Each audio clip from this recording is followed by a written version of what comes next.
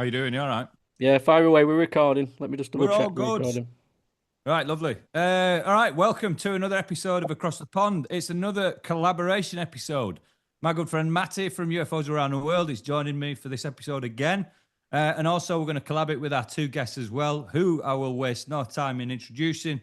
We've got Simon Holland, who's been on before, a filmmaker previously with the BBC, who's now got a huge YouTube following and growing by the day, who's covering a lot of different subjects from UFOs to some of the stuff that we're going to be talking about this evening. And then also we've brought in Jon Wedger, who is a former Metropolitan Police detective, who has blown the whistle on many of things, again, tying into what we're going to be talking about tonight. Now, from Matty's point of view, we came into this from a UFO perspective. That's where we looked. It's what brought us in. And like many people within this subject, we've come to many different crossroads, and we've found that it connects with various other subjects, and there's a lot of things interlinked. And there's layers of complexity to this subject, and it ties it in essentially to what we're going to be talking about this evening. So rather than me gobbling off, I'm just going to let Simon firstly introduce his background from the BBC standpoint, and then we'll go to Jon and we'll let him introduce his background from the Met point of view. Because what we're going to be talking about tonight, and I'll give you a warning now, it's going to be dark, it's going to be sinister, we're going to be touching on topics that are uncomfortable to talk about. So if you are of a sensitive disposition, maybe this isn't the episode for you. But otherwise, Simon, please just give us a fire away. Tell us a little bit about yourself and where you're coming from on this perspective as being a filmmaker with the BBC. Yeah, well, it is a dark subject, and I think I was at BBC in West London at a studio called Lime Grove, and it's the thing about the BBC that I didn't really realize is that everybody you meet who has a kind of a well-known surname, like a household product or something, is the son or daughter of that actual family. The producers and the executive producers were very, very posh and very connected, connected to British government, connected to royalty, connected to old money families in Britain. And, some of them were really nice. Some of them were completely not, but it varied. And while I was there was a lot of talk behind the scenes about a kind of society changes in Britain. And I think these younger people who are the sons and daughters of very established families were keen to explain that there was a kind of a parallel kind of belief system in Britain. They were hinting to me of a non kind of established Christian belief, and they started talking about alien DNA, and they're talking about a hive mentality and queen bees, and it's just like, what planet are you guys from? I mean, I went to a comprehensive school, went to a state university, and was very much an oik at the BBC as a film editor. But I was working with these people, and they definitely talked a lot in a very posh and erudite way about, and they used terms like they would call immigrants, specifically black people, words like pickaninnies. It's like, what? I mean, what's going on here? I mean, and it was from their education and their family background. And I definitely got a them and us feeling from them. But then I can't tell you what happened, but I was on a filming trip and went to a very connected person in the royal family connection. And while staying at their house, and I have to be I'm not going to say where it was, who they are, they sat me down and basically told me of this belief system that they had, that Britain was very much ruled by an elite class, and that everybody else was just complete workers. They felt like Britain needed cleansing, and that they didn't have a passport, they didn't use money, they could travel internationally, and they had no kind of respect for the common person. And I was just like, oh, really? This is, I'm a kind of utopian labor supporting socialist. And it came across as very shocking to me. I didn't really realize it existed. But then a slight UFO connection. You know, I was a big science fiction fan, and I saw Nigel Neal's film Quatermass in the Pit. And the subtext of Quatermass in the Pit is that an alien comes to Earth millions of years ago, reproduces with humans, makes queen bees, and the rest of us are in the hive. And these queen bees occasionally need to cleanse the hive and purge immigrants, purge the workers, stop homosexuality, and be a kind of very kind of fascist regime. And that's all in that film. And I thought, hang on a minute, I've met the people who do that. Now, I'm interested to hear John's take on that, because did I just bump into a bunch of nutters, or does this kind of undercurrent of a bunch of people in Britain who are very hidden, very secret, and very powerful and very old money actually, one, do they believe it? But two, does it wield any power in Britain or internationally? I don't know, John, if you, anything that I've said, does that resonate on what you've actually seen in ground truth? Well, bits and pieces. I mean, I've got no real input in respect to aliens and things like that. But where it will only sort of shoe on in is the fact that I investigated child abuse and the cover-ups of child abuse. Right. In my career as a child protection investigator, whilst in the police, I came across ritual abuse, but this was mainly from the Jamaican community. They were very much into a practice called obia, Right. which is a derivative of voodooism. The Congolese, there was a big Congolese population in Tottenham and Hackney, and they were into a thing called Kindoko, and the Nigerians had juju and voodoo. And so, because I only ever worked sort of like the inner city ghetto areas, that's the majority of the cases that I dealt with that inferred on that practice. It was only when I left the police and I started interviewing survivors of abuse, 1 in 10 would come out with a thing called satanic ritual abuse. Right. SRA. It's a devil worship. It's all pretty much the same.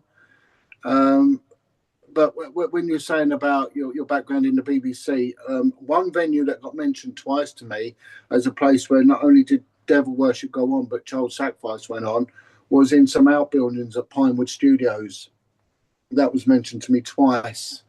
And the worst account I ever got where 5 children were stabbed to death was at that venue in Pinewood. That's where it was mentioned. So it's across the board. So I wouldn't say it was any specific to any demographic in society or anything else. Right. But the practices were the same. It was the targeting of children and blood sacrifice and animal sacrifice to deities. And, you know, the Nigerians would talk about a god called the Mami Water. The anti-Christians would talk about the Leviathan. There were gods such as Odin would be utilized in it. Bacchus, Lucifer, Baal. Right. There was a whole plethora of these gods, and each one had a different demonic reign that they took over. But you would also get reports of manifestations that would occur in which the high priest would become very big. One person said that the high priest was actually a vicar. This church would be used for satanic ritual sacrifice, and during the ritual, this vicar he would manifest, and he would become like 15 foot tall, very skinny, very wiry looking. Wow. And things like that. So I have heard of manifestations that have occurred, but they've occurred in like the real frenetic epicenter of these rituals when the energy is high and the child has been sacrificed. Yeah, that makes sense. Yeah. I mean, I think the BBC is also, I should say, I don't think the BBC actually had any connection to Pinewood. I mean, I worked at the BBC for 40 years, and I know the studio system pretty well. They might have been using Pinewood, but Pinewood wasn't a BBC studio. And not that I'm in any way supporting the BBC, because when I was there, of course, Jimmy Savile was in the same studio as me, and it was well known that with friends of mine who were like makeup artists, that they wouldn't go in the makeup room with Savile. And what's really shocking is that we kind of all knew I wasn't in any management position to do anything about it, but certainly Savile's management was, and they didn't do anything. So what was this kind of cover-up going on? I mean, he was absolutely evil. Well, you've got to look at those that go against it. So I got trolled because I talk about child abuse. Now, child abuse is very emotive. There's a lot of victims of child abuse, but there are also a lot of victims that go on to perpetrate child abuse. There's a lot of people that harbour a lot of guilt. They don't know what I know or what I don't know as a detective, and I get hit with this wall of resistance sometimes. And I get people saying Jon Wedger works for the intelligence services, and it's all madness. But there's a lot of people that are very, very broken and very, very mentally ill because they've been sexually abused as a child. It has a long-term detrimental effect. You also get a lot of people get caught up in conspiracies because they see a conspiracy in a lot of things. They have a need for justice because justice brings about healing, and when they don't get it, they sort of accuse sort of anyone who's part of the criminal justice system as being a child stealing social worker or a Freemasonic child eating police officer. And that's because the emotional self has an inability to reason, right? Sure. A lot of ritual abuse survivors will be paranoid about helicopters. They will see everyone who's watching them, following them. You know, that there is that degree of paranoia about them. Helicopters is a real big one. They get absolutely spooked by it, and bits and pieces like that. But you also, when I started talking about ritual abuse, it really upped its game in the trolling against me. And I started getting mainstream publications going against me. So Channel 4 did employ a production company called Tortoise Media to try and do a defamatory piece on me regarding the abuse case in Hampstead with the two little children that were alleged to have been ritually abused there. They didn't get any mileage out of me on that one. And the other one is Private Eye magazine, Ian Hislop and Rosalind Waterhouse. Dr. Rosalind Waterhouse, Rosie Waterhouse, is a professor of journalism, really. And she lectures at an elite university in London on it. Has worked for big mainstream media publications, and she has a massive hatred for me. She even has a tour that she does. This like talking tour about the satanic panic and the nonsense that is Satanism. And she dedicates out of a 60-minute rant diatribe, she dedicates 20 minutes to Donald Trump, 20 minutes to someone else, and 20 minutes to attacking me. And she sees me as the biggest threat to sort of criminal justice when it comes to kids being taken into care, because I speak out about what she believes is a myth, which is Satanism, which isn't a myth. The most rudimentary. The most rudimentary of searches will prove, that Satanism is alive and well, and it's never gone away. But and of course she had a big stronghold in Private Eye magazine, and of course you see the likes of Ian Hislop. They are mainstream and they're everywhere. So years ago there was a lawyer, a barrister for the CPS, who had actually survived satanic ritual abuse as a child and managed to escape the environment and went on to compose herself and go on to get to the bar and become quite an esteemed barrister for the prosecution. And she got herself a job with the CPS, and she had an input with the Metropolitan Police's very elite detective training school. It's renowned throughout the world as a centre of excellence. And she had an input on teaching detectives about how to recognise if a crime is ritually motivated, such as ecclesiastical settings and special door bins. The FBI have an actual training course on this. The South African police are by far the most established in the world. And the Vatican also sponsors a similar thing in Italy. The Italian police have an occult crimes unit. The Met Police has nothing, absolutely nothing. Right. And her input was the first one. It was incredibly well received. But there was opposition, and it came in the form of someone who was a detective chief inspector, who's sort of a bit of my nemesis. I won't name him for legal reasons, but he crops up absolutely everywhere as a mouthpiece for the Met Police, especially when it comes to ritual abuse stuff. And he, he's been rumoured to have connections to the occult himself, and he actually went out of his way to get this barrister removed from the Detective Foundation course. And with no explanation, she was removed. So you always hit a nerve when you talk about Satanism, always. Hey, and the opposition is quite extreme, organized. Organized and extreme and very spiteful. John, I'm going to jump in here, mate, because, you're coming from a very unique perspective. Simon as well, from the BBC perspective. But one of the reasons why I wanted to put this episode together is that me and Matt, we're just normal blokes from up north. And we've fallen into this subject just by essentially researching UFOs. But that has led to this discovery of this behind the veil, this team of people that's operating behind the curtain, that's suppressing the information surrounding not just the UFOs, but after digging into the UFOs, and we spoke about this at length on the phone, it led us to sort of consciousness. It led us to ancient history, about human history and sort of where we were, where we came from. That's led us onto these religions, where the origin stories of these religions are. That comes around to consciousness. But then, when you're looking into this, and this subject has led to one disclosure after the other, different realizations. But it always comes back to the same group of people, this elite group of people behind this curtain who are seemingly worshipping this dark entity. And it's all over the Epstein files. And we spoke about this the other day. And I wanted to link this in because this is just two guys from Manchester that have come in and we've found essentially the final door of which unveils. Can I just jump in? Yeah, go on. So, John, just a little bit back. So for over 20 years, researching UFO stuff, it's gone from nuts and bolts and are we alone in the universe to there's a consistent pattern. And it's children. What's going on with the children?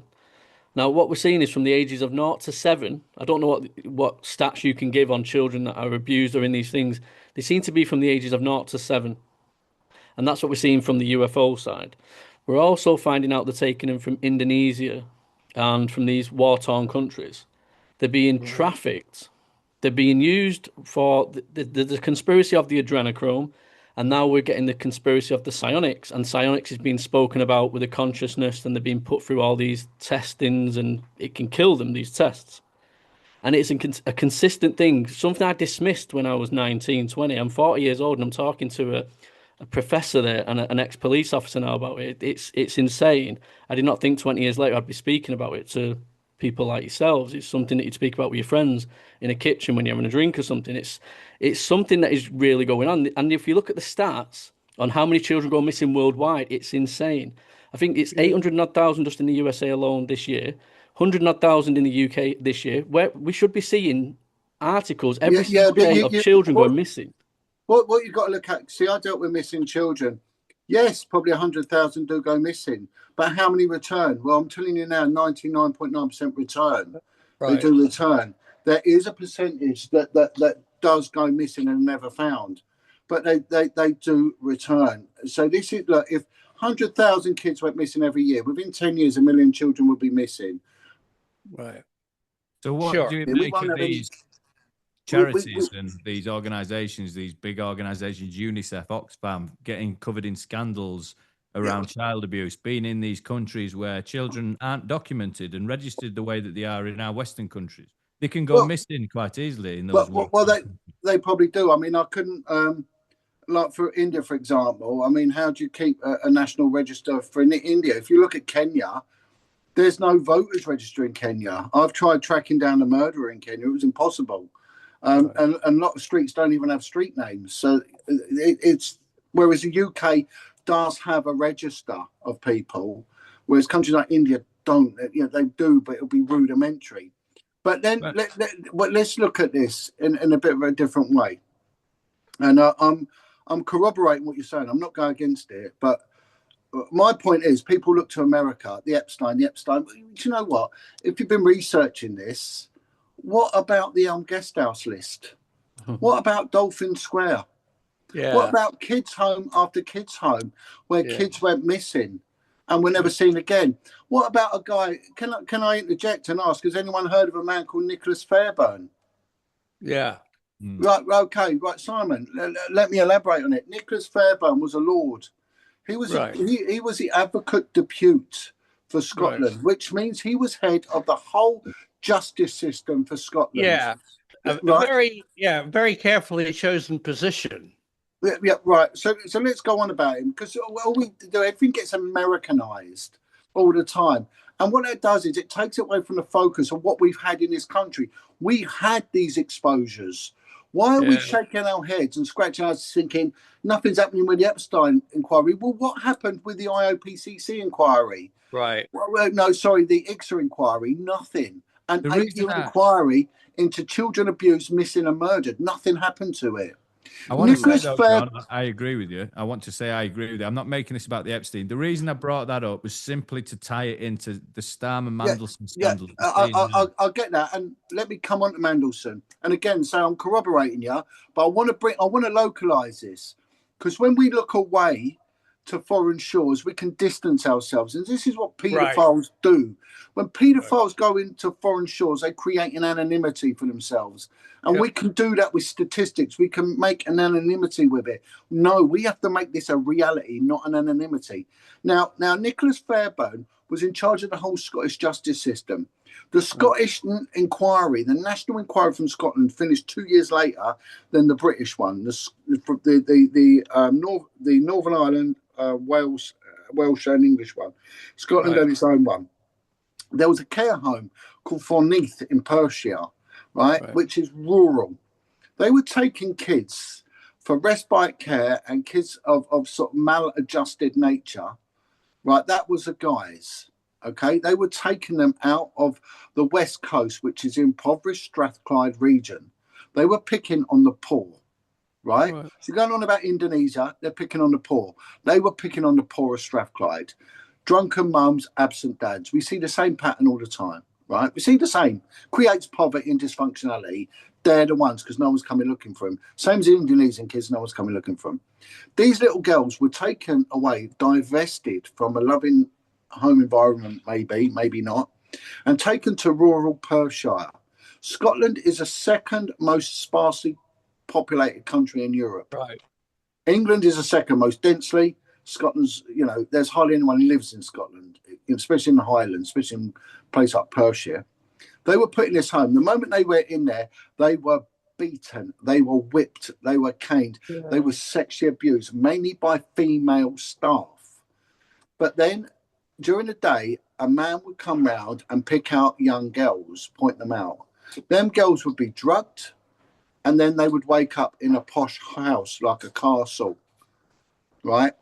And hang on a second. Can you still see and hear me? Yeah, we can hear you, pal. Right. It's just someone's ringing. I'll let them go. Anyway, let me keep talking. Anyway, so when the system the inquiry came to fruition, and they realised these girls were being trafficked. Again, trafficking is a removal of a child or a person for the purpose of crime from point A to point B. So we've always had trafficking, right? So it's not anything that's new. We've had it. And again, I localize things, you see. I don't distance them, I localize them, right? So these kids were trafficked out to this posh castle, and out of 20, 15 of them pointed out their rapist and abuser, and it was Nicholas Fairbairn. Nicholas Fairbairn was also linked to a guy called Bob Henderson, who was a QC on the child protection family court system, right? The two of them were involved in the kidnap and murder and rape of a rent boy. So this goes to show that these people don't care if it's girls or boys.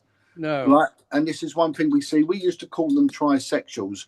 They're not homo, they're not hetero, they're not bi. They'll try anything. They'll try. They don't care as long as it's a kid. Now, I want to come back to something that one of you said earlier on, and I'm going to bring it back to it. Right? Nicholas Fairbairn was linked to the murder of children, to the rape of young girls on an industrial level. He was in charge of the whole justice system. And at that relevant time, his unofficial girlfriend, the woman he was having an affair with, was a woman called Esther Ranson, who was running the biggest kids charity for child protection ever. Right, okay, why was no one outraged? Like the Epstein file. Now let's go on about you're saying the children 0, 1 to 7. Let's look at our child protection laws, the Children's Act, right, and the offences against children. They are age specific. If you offend against a child 7 and under, it's classed as a serious arrestable offence. So even the law knows that. And they know also in spiritual doctrines that if you damage a child under the age of 7, you damage them forever, right? And there was a group in America called NAMBLA, the North American Boy Lovers Association. And they had a motto, and it was 8 is too late. Ooh. So even unofficially within this paedophilic, organised, constructed world, they knew the value of children of that age, that prepubescent, under 7. But also that our legal system, our statute law knows it.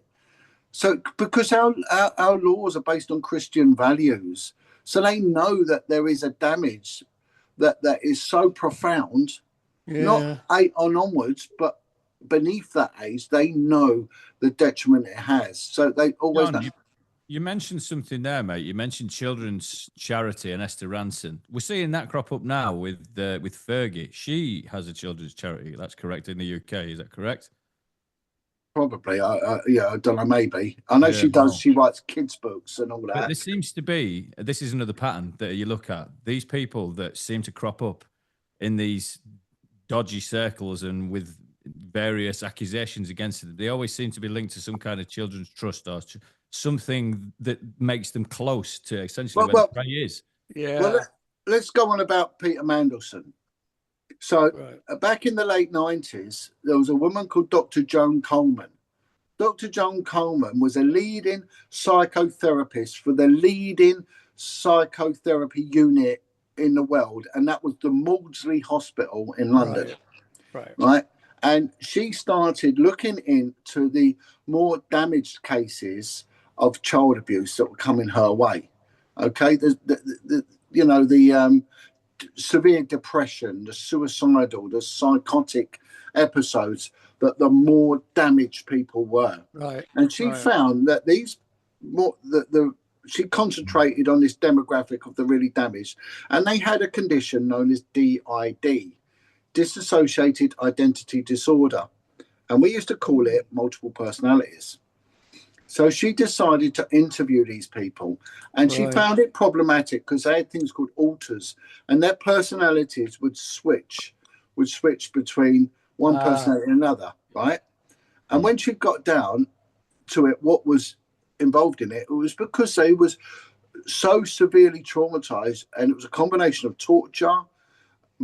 They've witnessed murders, they've been involved in murders of animals and other children, and a thing called satanic ritual abuse. Yeah. So she decided to put together a journal, right, that held weight, that could be a public document.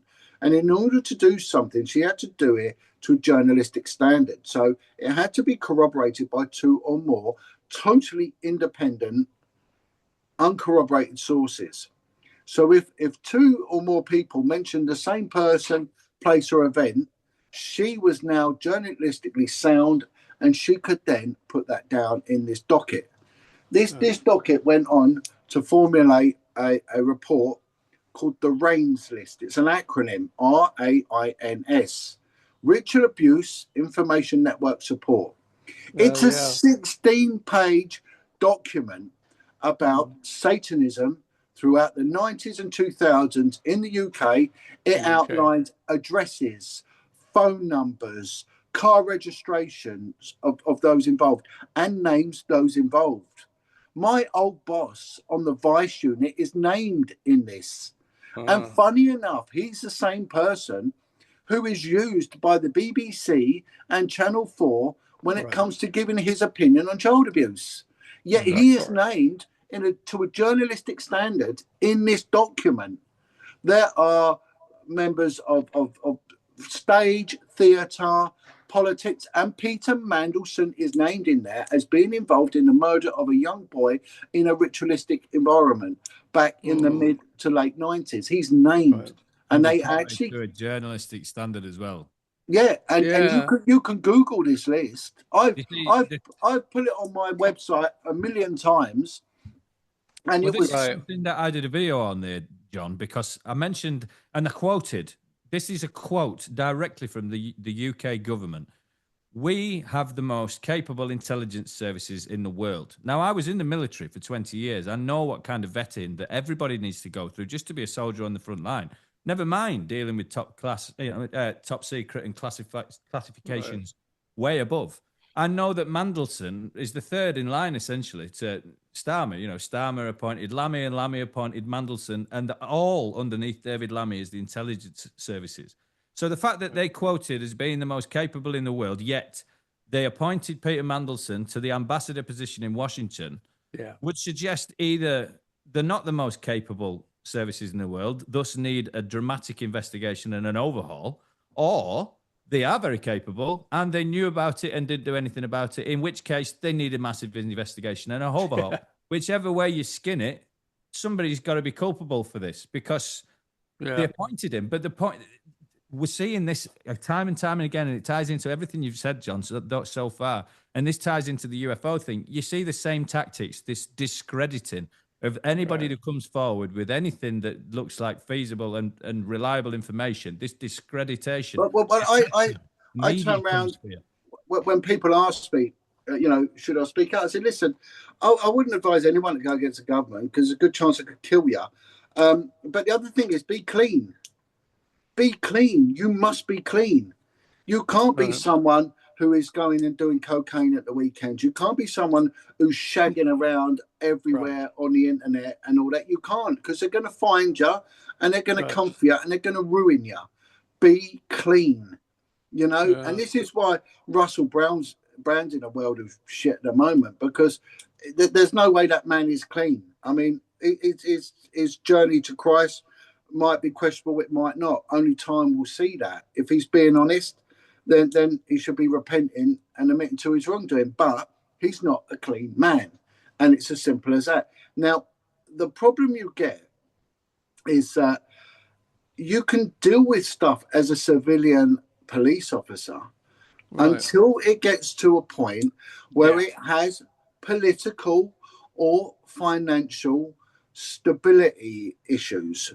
So if the information you've got could cause political instability or financial instability to the nation, it is taken out of your hands and it is given to the military intelligence units.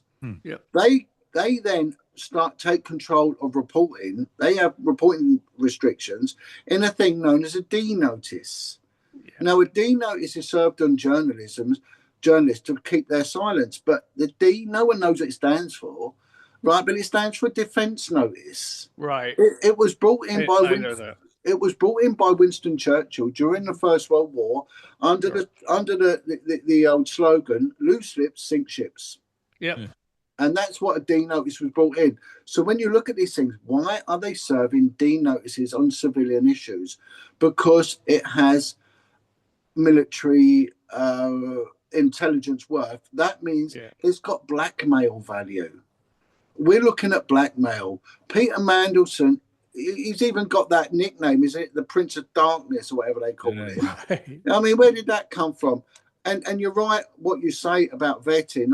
I did develop vetting, and they needed to know all my sexual partners, and they needed to know my financial situation, that I wasn't in debt, because these are two things that cause people to falter and to be blackmailed. And that's why you rarely see homosexuals pass developed vetting.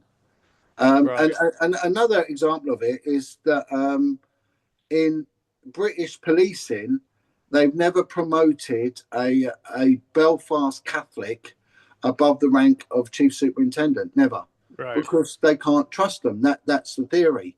and that came out because a colleague of mine challenged it and found that out. So they do have these unwritten rules. Now, Right. a few years ago, there was a very brave woman ran a kids charity called Kids Company, and there was Camilla Batman Gellich. Yeah. Camilla had information. She didn't run stay-in overnight charity. She ran day centres. And a lot of these kids were subject to care orders and were being taken places by their care workers and that and being abused. So she approached me and asked me if I would help her look into what's happening to these children. I said, of course, because I know what happens to kids that go missing. They get dragged into the sex trade. That's what 90% of them end up doing. You know, they get dragged into that. That's why they go missing, because they're absconding from care to work in the sex trade. Now, she said to me, how do I know that my beneficiaries and those I'm rubbing shoulders with are not paedophiles? I said, well, look, I don't, but I can give you this document. And I handed her the RAINS list. Camilla Batman Gellich handed the RAINS list by the end of that week direct into the hands of David Cameron and said, get your own house in order before you point the finger at me. By the end of that next week, her charity was shut down, and all She her was friends shut down. Yeah. She was shut down. That's what caused her to go down, because of that RAINS list. There was another guy called Mike Veal. Mike Veal was the chief constable for Wiltshire Police. He set up Operation Conifer, and it was to look at the nefarious child raping of Ted Heath. Right? There was 33 credible victims of Ted Heath, most of them men, that when they were boys, they were raped by Ted Heath. Mike Veal boldly stated on Sky News that had Ted Heath been alive today, he would have been arrested by Mike's unit. That's the guy that David Icke said's a fucking reptilian. He looked him up and down. Do you remember? Yeah. Ted Heath, not Mike Veal. I say not Mike Veal's brilliant. No, Ted Heath. Ted Heath. Yeah, but David Icke tells you a story about Ted Heath. Well, Mike Veal then said live on Sky News he has credible information that Ted Heath is involved in satanic ritual abuse. Well, he said it. It's funny you said. You remember when he said they grow when they do these ritual things? Well, apparently he was told that Ted Heath was in one of these rituals. Who was Ted Heath's right-hand man? You'll know him when you know that. I can't remember the name. It's a bit before my time, but he was next to him and he grew like you described during this ritualistic thing. And it was in the UK, and it gave the location as well of where it was in the UK. I can't fucking remember where it was. It was outside. It was in some Christian like churchyard or something. Yeah, and it stumbled upon, and people saw this ritual going on. And when they looked closely at who these figures were in robes, it was the British Prime Minister or ex-Prime Minister Ted Heath and others. There was a lot of information came forward, and it spurred from it. Its inception was in the RAINS list. And it was a venue down in Sussex called Hawkhurst.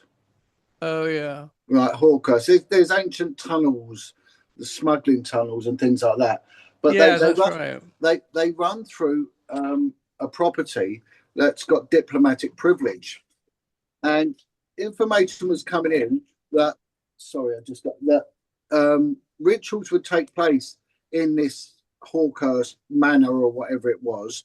Yeah. But it was owned by the Russian embassy.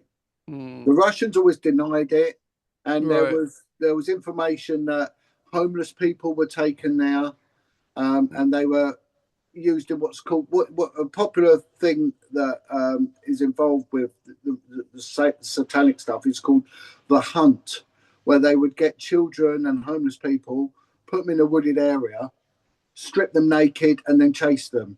And when they catch them, they beat them, kill them, rape them, do whatever they want with them. I've heard of it, of a kid's home in Bristol it went on, but I heard of it gone on in this place, but they used homeless people and hunted them down for sport and killed them. Well, you hear about that sort of stuff, and this is like the Zorro Ranch stuff. You hear victims talking about that kind of shit from there.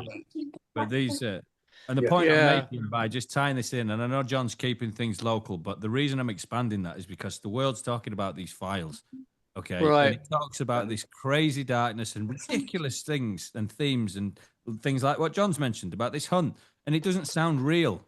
But what John's telling you is from our very own shores. So you can see how it's tying in. And all the people that John's talking about, they're all in the old Let me just what say happened, something.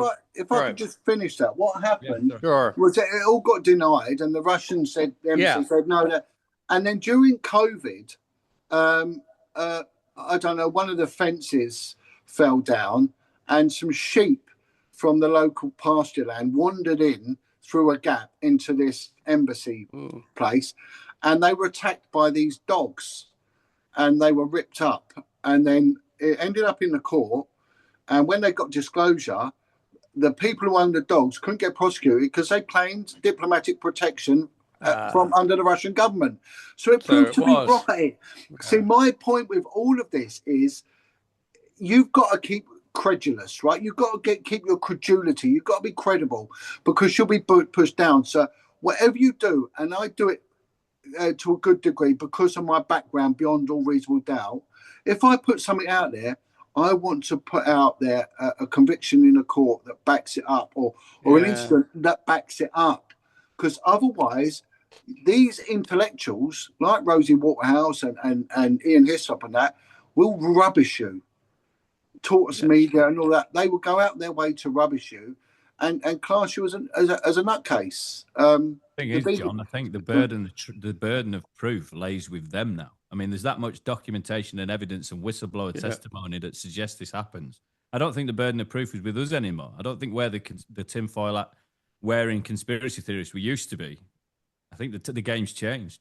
Well, you'd like to think so, but the COVID thing showed how far we have to go because so many people bought that COVID lie, not just once, but they bought it a second time. And I've heard people say, well, there'll never be another lockdown. They won't get away with it. Yes, they will. They'll get it, and you'll probably get the same percentage of people believe it. Unless that fact is put in front of their face, they don't believe it. They just dismiss it all as absolute nonsense. Talk about it on this, John. We need to talk this and bring these conversations to the living rooms of real people because this shit affects us all. And it just flows downhill, Well, it always has done, always has done. I mean, it has. Churches have done it from the beginning. They've warned us against the devil and the evils of the devil and everything else. I mean, even when you look at Matthew Hopkins, a lot of his work was around Hertfordshire and Essex. And when you really research Matthew Hopkins, there was a real amount of fairness to what he did. And it's not that he just burned anyone with a cat and dumped it. It wasn't there. There was almost to a reasonable doubt burden of proof to what he did. And at the end of him, he dealt with them however he dealt with them. But there was a need for it because there was so much witchcraft going on. So much of it. I mean, right, let me give you something. The country in Europe that was the last to turn away from paganism. Do you know it? Germany? No, it was Lithuania. Oh, yeah. And it's got a massive pagan following still. Huge, and they just morph it into Catholicism. And it's the same in Nigeria, that they will morph Christianity into voodoo. And a lot of times they share the same places. So you'll get someone will go to the local pastor for some deliverance healing, but at the same time, if they're not happy with them, they'll go to the juju man. Yeah. Benin, 30% of the population of Benin worship voodoo. 30% of it. They've got president at the moment. What do all of the religions have in common, though, John? We were talking about this the other day on the phone, and Simon, you could probably blend something to this. They've all got these fear-based narratives, and they've all been manipulated to control people. That's the problem with all of those religions. We spoke, John, the other day about the Catholic Church, and that's no doubt something that you guys can speak totally. about. How they've invaded a lot of this. The thing that I literally came across, and John's come across this with this hierarchy of government and judges and senior police officers, is that this goes on in Britain. It's not a, there seems to be an ancient belief system in Britain which is totally bought into by people who have massive amount of government, financial, and old money control over British society. And they are completely into it. They see Christianity and the Church of England as idiots, and they have this ritualistic, you could call it pagan, it's just pre-old religion, which they still follow. And it's in Britain, and it's in a lot of other countries as well. Obviously, African countries have their religious beliefs, but I was just absolutely horrified that these people have tentacles in the upper echelons of British society. I've met them. Well, it's not, and it's not going to go away either. And the moment you get No. into it, so there's a film called Deliver Us from Evil, and it's about a New York detective called Ralph Sarchi, and he teams up with a Jesuit priest called Malachi Martin. Malachi Martin, very, very well known. He's he wrote a book called Windswept House. He's an exorcist for the Catholic Church. And the two of them started looking into crimes around the South Bronx area because of the massive amounts of Cubans, Puerto Ricans that were heavily involved in Santa Muerte and Santeria. And they started then discerning what murders had a ritualistic connotation to it. Sure. And then they started looking at things like demonic possession that was involved in it. And their work went massively through the roof after the first Gulf War. Men coming back absolutely screwed, and that were turning their back on God. We got a thing in this country called the Spiritualist Church movement, and when you look at the Spiritualist churches, it's sort of contrary to Christianity massively, but it had a huge, and still has a huge following in which they would do a clairvoyant part of the service. Now, where did they come about? Well, they came about after the First World War, because people turned their back on Christianity because they said, how can a God send my son? And a lot of these women were in need to have comfort. And of course, the charlatans from the spiritualist churches appeared and said, we'll come along, pay a few quid, and we'll put you in touch with them. And that's where, now, I was contacted by a woman who worked for MI6 for many, many years. She's written a book about it, and she now she resides, I think, in South America. Anyway, her job was to go around and monitor spiritualist churches. Oh yeah. And she would go all around the country, and she would then try and recognise, and also these like these alternative healing groups and things like that. And her job was to infiltrate them and see if anyone actually did have an ability to contact the other side, and actually if they didn't. And and that's what, and they tied into a part of a thing called the remote viewing unit, which the CIA have got. I know. And then there's a guy called Tobias Yonker, an amazing guy, and he runs the South African Occult Crimes Unit, which is based, I think it's either in Durban or Johannesburg. And they go around and deal with what they call muti killings, a tremendous amount of murders, ritualistic murders that occur. And he's got two criteria to join his unit. You've got to be a murder squad detective to a murder squad level, and you must be a Christian, because you cannot go looking into this if you have not got the covering of Christ. And that's his, and he says people that join this that haven't got that, they end up going mentally ill, they go mad. And it's the same with Satanism. It's a cursed environment. John, I wanted to mention, because people, we're talking a lot about the religion and the spirituality element of this, and maybe the average person who's listening from the armchair doesn't quite understand just how close they are to this, essentially what is a battle between good and bad and dark and light. And I want to reiterate that point by mentioning this. Our entire front bench of our current government as part of the Fabian Society, which are heavily linked with Peter Thiel from Palantir.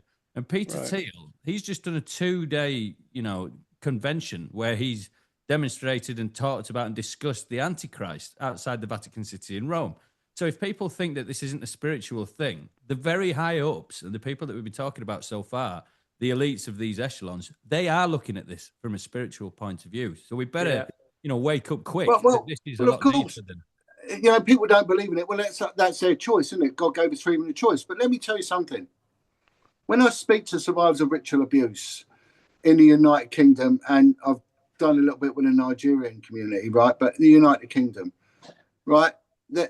They worship these deities. These are fallen deities, right?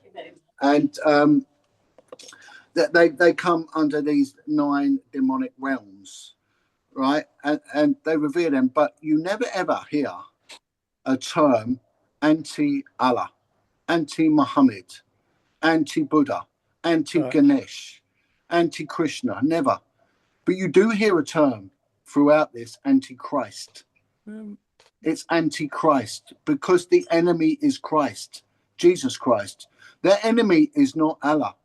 It is not Buddha. And in fact, there are 5 deities in the Hindu religion that are venerated and revered within Satanism. Kali being one of them. What's the other one? Shiva. These are gods that are used in Satanism that's crossover. But there will be part of a ritual that will be against Christ. Yeah. Right. And that's what they do. And what they'll do is they'll get a lamb, for example. I've heard this, and they'll say this is the Lamb of God, and they'll mutilate in front of the child. So the child, whenever she hears the word Lamb of God, she will remember that. The book of Isaiah is used a lot because in Isaiah, there's a quote where they're the devil's venerating himself, and he was saying, "I will rise above the clouds, I will exalt above the throne." And the last one is 5 of them. The last one is, "I will be like the Most High," but he never will be. And in Satanism, there is the ceremonies of the I wills, and they worship each I will, and they're done at 13-year increments. So the first one, there will be the I will rise above the throne. So there will be this I will ceremony where the 13-year-old child who's been born into Satanism can go about their life normal and everything else, but before they are brought in, they're very date specific, very time specific, very disciplined. With their numbers mean a lot to these people. Oh yeah. And sodomy is massively involved. This is why you see sodomy in a lot of the posh schools. It's a way of breaking someone's will, but it's a very, very demonically charged thing. Yeah. And they will conduct the I will, but there will be a sacrifice, right? And then that gets left alone till the next I will. Okay. And then when that comes about, that person knows what's coming next. They know there's going to be a sacrifice, but they're told that you are married to the devil now. There is nothing you can do. If you come out of this, you die. The next year you die. Right. So the second I will, they attain the age of 26.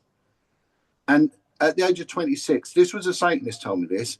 There's those that say, I'm not doing this anymore. I'm walking away. The next year they die. What age does that make them? 27. Have you not heard of the 27 Club? Right. You've not heard of the 27 Club? Janis Joplin, Amy Winehouse, Jim Morrison, Jimi Hendrix. Oh, shit. That's the 27 Club. That's because they've refused to acquiesce to the second I will. Because their inner self says, I don't want to do this no more. Wow. But there's a benefit in it. The devil rewards straight away. Jesus rewards in his own time. But the devil rewards straight away. Holy shit. And that's why they get whatever they want. And that's what the 27 Club is. You know? Sorry, can you just repeat that? I had to rush to the toilet. Can you just quickly just read what you ran about there with the 27? It's a bit of a spiel. Just give us a quick... I can wait till the end. They can film me at the end. You know what? I'll just watch it back. I'll watch it back. It's to do with a satanic ritual called the I Wills. And it's mentioned in the book of Isaiah, the Old Testament. And there's 5 eye wheels, and they're at 13-year increments. And the person in Satanism, usually born into it, will have to attend each one, and they will involve sodomy, sacrifice, and a few other various horrible things. But 13-year one, they'll do it, and they're appalled by it. But then they'll benefit from being into the satanic realm. But then the next one, the 26th one, they might have woken up and thought, I don't want to do this anymore. I don't want to do this. And then they run away from it. But what they're told, the next year you'll die. And of course, they implode a year later at the age of 27 because they will not attend. They will not attend. They turn their back on it. Just name some of those celebrities, John. Listen to this. Amy Winehouse, Kurt Jim Cobain. Morrison, Jimi Hendrix, Janis Joplin. There's loads of them. Look at the other ones like Britney and Justin and that. How old were they when they lost the marbles? You know what I mean? Started going off the rails. Was it 27-ish? Well, yeah, and it'll go on, but there others will benefit from it. But they've sold their soul and they know it. See, this saying "I sold my soul." It's not just a quip, is it? I mean, it's a reality. This is what happens. But they sell their soul to the devil. They don't sell their soul to the spirit of the universe or whatever it is. This is a reality. And when you look into this topic, it's cursed in a veil of the demonic. Even looking into it, even talking about it now, I'll be praying after this. I will. Right. And I suggest everyone else do their own sort of thing because we're looking into a cursed environment. The whole thing is veiled in a curse. John, you mentioned fallen angels just a few minutes ago, and you've also obviously talked heavily about the Bible now. What's her name? Congresswoman Anna Paulina Luna. She's been questioned heavily about the UFO subject recently, about these declassifications of files that are coming. And basically, she's been very ambiguous, but one of the things that she did say was, if you want to get a good understanding of what's happening, have a look at the Book of Enoch. Yep. Now, that ties into the religion, that ties into the fallen angels. What do you make of that? Have you looked at the Book of Enoch, John? No, because it's an uncanonized book, so I've not looked at it, but I mean, I do know, like, the Coptics, Christians from Ethiopia, they have the Book of Enoch, the Book of Jubilees, and there's a couple more which does go into it. But you get that from Genesis 6 anyway. Genesis 6 and Genesis 3 go into greater detail than I've been told the Book of Enoch does about the fallen, about those that come from the other realms. You look in the Book of Numbers, funny enough, Numbers 13:33, which are the most occultic numbers going. Book of Numbers, it goes on about the giants. It goes on about the Nephilim. They call them the Anuks. Isn't it funny how Star Wars has Anakin Skywalker? That the Anuks are mentioned in the Bible. And again, the book of Genesis goes on about them. The giants of old. Those are renowned. Well, this ties into, and Simon, I don't know if you've heard about this. Matty, I know you certainly have. We've all heard. I mean, I've certainly. We spoke about the Kandahar Giant before. This is an operation that went on in early 2000 in Iraq. Yeah. And we heard about this. There was a military, I think the US Marines, they were on a patrol. They came across this cave. Yeah. There was a monster, basically a giant human that came out, rushed them, killed the entire lot. And then the follow-up patrol went in, managed to take it down. And then whatever this giant was, and apparently it was about 10 feet, stunk, was huge, red hair, 6 toes, 6 fingers, stuff that's been referenced before. It was flown out all the way back to Wright-Patterson. And this ties into Neil McCaslin, this missing scientist at the moment, where he worked. He was there at the time during that stint. Wow. And then we talk about the DNA element of this and where they were looking at the DNA of people and how and what they've been trying to do beneath ground. It ties it all in. And then we look at the spiritual element. It all ties in together. And this is what I wanted to sort of achieve with this podcast today, guys. No, I agree. I'd like to say something kind of real big statement about Britain. I think so. I mean, it's global. There's, non-Christian and other religions all over the world. But the more I've dug into the UFO world, and John mentioned distant viewing, remote viewing, SRI, CIA. And you also mentioned places like, big mental teaching hospitals in Britain and Birkbeck College and a whole lot of stuff. Britain was open to the idea of actually assisting projects, American projects, which were seen as not as demonic, anti-Christian in the United States. We British people have got institutions and organizations and people in power who have bought into these things. I think that things like MK Ultra and other quite dangerous experiments that became very unpopular in the United States moved offshore. I know some of them have moved to Canada, but I actually think quite a lot were involved in Britain. I mean, I've spoken to people like Uri Geller. I mean, Uri Geller lived in Caversham outside of Reading. I mean, he was working at Caversham Park. You know, they were doing distant viewing. I think the Rendlesham Forest incident is associated with this. I think there's laboratories where they were really interested in how humans were affected by high-level physics and possibly non-human kind of stuff. Who knows? But Britain was always open to it. Britain has this kind of system of if it's good for Britain, we'll do it, and us elites will F the normal people and do whatever they want. I mean, things like the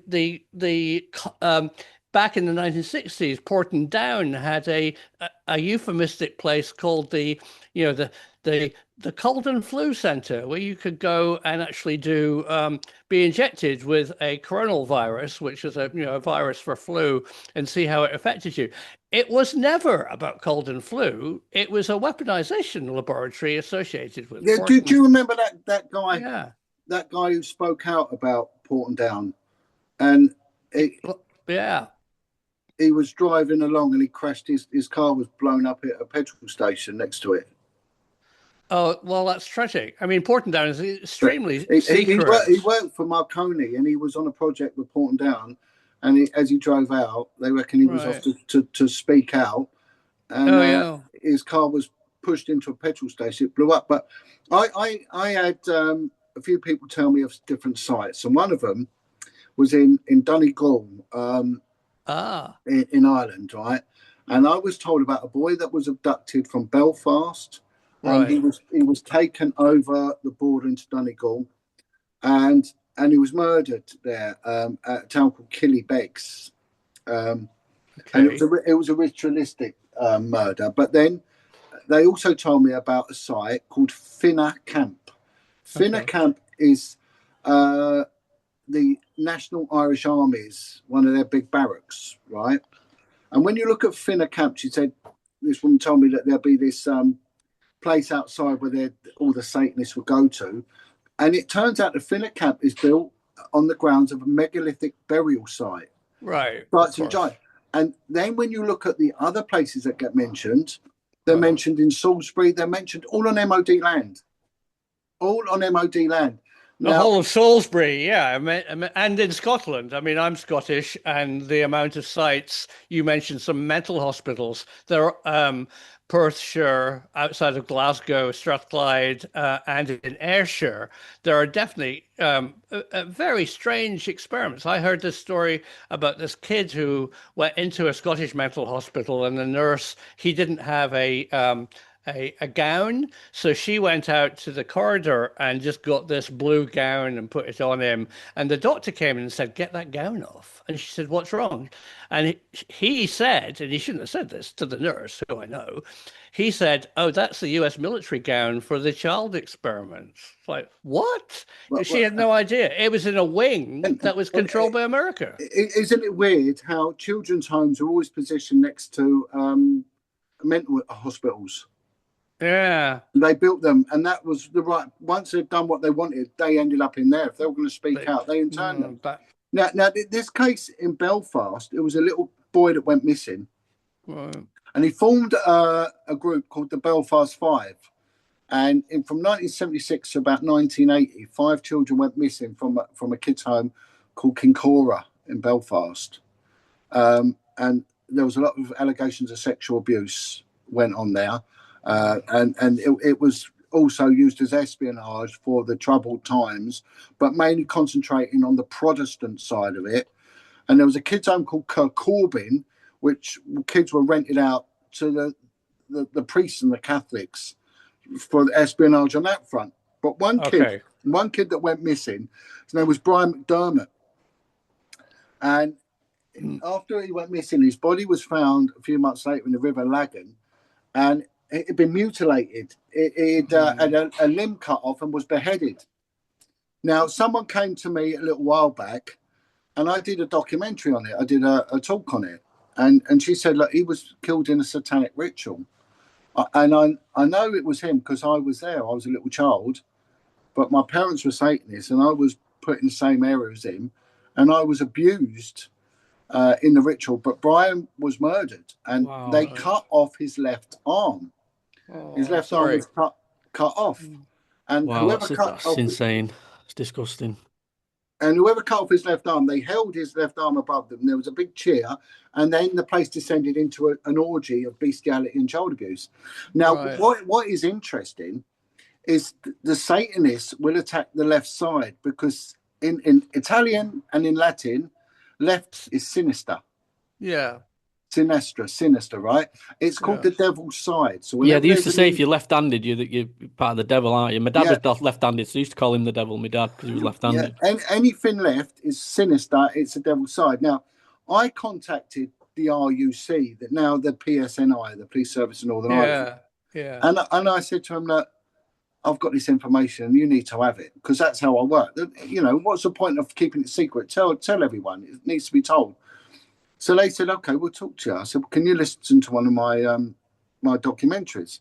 So they watched this thing on Brian McDermott, and they said to me, how reliable is your source? I went, well, I don't know. She's got a lot of health issues mentally, but she seems all right. But she told me something about he had a limb missing. And they said, yeah, we've never disclosed what limb. I said, well, if it's the left arm, can we carry on talking? If it's not, then we'll drop it. And this detective sergeant went, me, keep talking. And what happened at the time, there was a note was passed from the I think the IRA passed it through to the RUC. It said this is a ritualistic murder, right? It's a ritualistic murder. They tried to dismiss it. Now there's a guy called Colin Wallace. There's a documentary called The Man Who Knew Too Much. Right? Colin Wallace was a senior officer in the Army Intelligence Corps, and he was on the disinformation unit in Northern Ireland. Right. He was given the brief to dismiss any information relating to Brian McDermott's murder that was ritualistic. So he went out and set up fake ritualistic sites all over Belfast. That was stupid little symbols that he got off heavy metal. He got books out the library to read up on it, just so it would be blamed on heavy metal fans, silly kids, to take it away from the fact that this kid was ritually murdered. Now, maybe he was ritually murdered by those in position of privilege and power. Right. But Colin started speaking out, and he was imprisoned for 10 years for a murder he never committed. So this is the lengths they will go to silence you, to stop the truth of it ever getting out. Because the essence of our conversation is, are those at the top worshipping witchcraft? Well, St. Paul, in his letter to the Ephesians, said that that's the case. We wrestle not against flesh and blood, but wickedness in high office. In high office, right. I came across it. I mean, it was rife. I don't know how much of it, and they are completely blasé to it being evil. They're in complete control of it and do whatever they want. They're above the law, and it's in Britain. You know, it's just like watch an interview by Christopher Lee, the actor. Yeah, fantastic interview he gives. You know, and this is a guy with a strong pedigree behind him. Yeah. And he says, it is real. Do not mess with it. You will lose your soul. You will lose your mind. Do not go near it. Do you think this is what the phenomena is? And we've been psyoped to believe it's aliens when really it's something spiritual, demonic. And that's why they've taken the Book of Enoch out of this stuff. Do you think it's more to do with that? I don't know. I don't think that aliens are benevolent. I don't think they're here for their betterment of society or anything like that. I've never come across anyone disclose to me about aliens, but manifestations of demons, yes, I have many times. I think that's very connected. That's a very good point, John. I think that everybody I've spoken to and the things that they've seen and how they've seen it, I think the closest to the truth, and we don't really know what it is that these UFOs, cryptid creatures, phenomenon that people see are caused by manipulating people's consciousness and reality. And so a devil, I think there's not that much different between angels, devils, demons, and Bigfoot. Just the terminology of it. They're all somehow horribly connected. I don't think it's necessarily demonic. I also don't actually think that they're coming from a distant planet to do this. I think it's a force here on Earth that is desperate to affect us. I think we are very, a police officer would know that, human perception is absolutely terrible. Have you heard of the two children that appeared in a village in Sussex called they said they were from St. Martin's Land. Oh, and they were green. They were green. Yeah, yes, I know that. Yes, I know. Yeah, the green. Yeah, I do. Yeah, as well. Yeah, and it's really funny because any reference to St. Martin's is always greenery. So you've got the church in London, right? One in Trafalgar Square. It's called St. Martin's in the Fields. In the Fields, right. And you've got Saint Martin, the Caribbean islands known as the Green Island. Anything to do with St. Martin's, all to do with greenery. But this is only interesting. I said that about the kids because it was officially documented about these children. Yeah, they were green and they lost their color as they got absorbed back into society. But I just think there's hidden secrets in the world. I mean, the more I dig into things and I get that you kind of slightly get into people's lives and they're starting telling you things that mere mortals just don't know. I mean, what John has uncovered in ritualistic abuse in the London area is insane. Well, the bizarre thing is, I want to bring you to two people in a minute. You might not be aware of them, but after you stop speaking, I'll tell you these two people to go and look at, because you might be able to do a bit of research and help us out with what's potentially going on with these children, with what these two people have said. So carry on with what you're saying, and I'll. The epicenter of a lot of ritualistic abuse is a place called Epping Forest.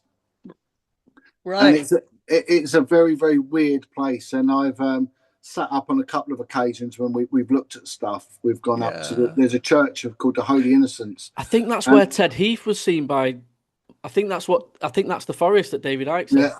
It's awful. And there's a church called the Holy Innocents, and we actually watched a ritual in there on Halloween one night, and I went into the churchyard and I collapsed. I was violently sick. It was an awful place, right? But because there's so many rituals alleged to go on there, but in the just a mile away from there is a place called Lippett's Hill, which is where the police helicopters are based. Oh, that's right. And the pilots are told that they're not to use their radar, their equipment 1 mile in or around the forest. Why? I know. Right. I mean, so they have to switch it off a mile before because they'll pick up massive heat sources, wouldn't they? Oh God, that sounds very Rendlesham and Suffolk. I've got the location here. You might know it, John. Burnham Beeches in Buckinghamshire. Yeah, Burnham Beeches. Okay. Yeah. That's where Ted Heath was seen turning into a reptilian. That's near Slough, Burnham Beeches. Yeah. That gets mentioned a lot, Burnham Beeches, yeah. That's right. So gentlemen, I have to go. Okay. But very interesting. We live in a very wacky country. John, you've done excellent work. I mean, how? Go and pray. I mean, after a day's work of doing this, it must be devastating for you and the families and the victims. So, everybody realize that we live in. It's not Epstein. There's a lot going on all over the world. I live in France. My There's lots of things. my take-home thing from this is it is real. It is real. And it's real. You know? Yeah. All right. Simon, Stay safe, Simon. I'm going to send you the link, no, mate. I Make know. sure you stay safe. Sometimes I feel worried by it, and I've kept a lot of. I'm not a police officer. I don't have any protection, and I've actually kept quite a lot of names out of it. I'm talking, by the way, to David Icke coming up very soon, specifically about our joint time at BBC Lime Grove when he was a sports presenter and on breakfast television, and I was working for Panorama. And we're going to talk about the people that we worked with. I think we're going to be quite open. So everybody. Well, I sat down 9 years ago when I first whistle blew with a head of current affairs. He's the same head of current affairs now. I'm not going to name him. And I watched him the other week when the grooming gang scandal come on, and he went, "Well, we've never heard anything like this ever before, especially in London." And I thought, I sat down with you for half a day, and he told me, "This isn't newsworthy. Go away." Go away. Yeah. You know, so they're just liars, man. They're liars. So. And why are they doing it? I mean, it doesn't make any sense to me. The people I worked with were very honorable people, but some of them had very strange connections. So, yeah, good discussion. Everybody stay safe, and we'll keep in touch. Thank you for joining us, Simon. Appreciate it. Yeah, no, pleasure. We'll send you the collaborator link, Simon, and we can connect it to your YouTube as well. Yeah, thank you. All right. Good night, gentlemen. Take care, bud. John, if you don't mind staying on with us for a while, is that all right? Of course, gentlemen, of course. So I wanted to bring you to the UFO side of it a little bit now. So there's two people I want you to look at. I don't know if have you heard of Michael Herrera or Jake Barber? No, Herrera, is that the Spanish spelling? No, is HERRERA.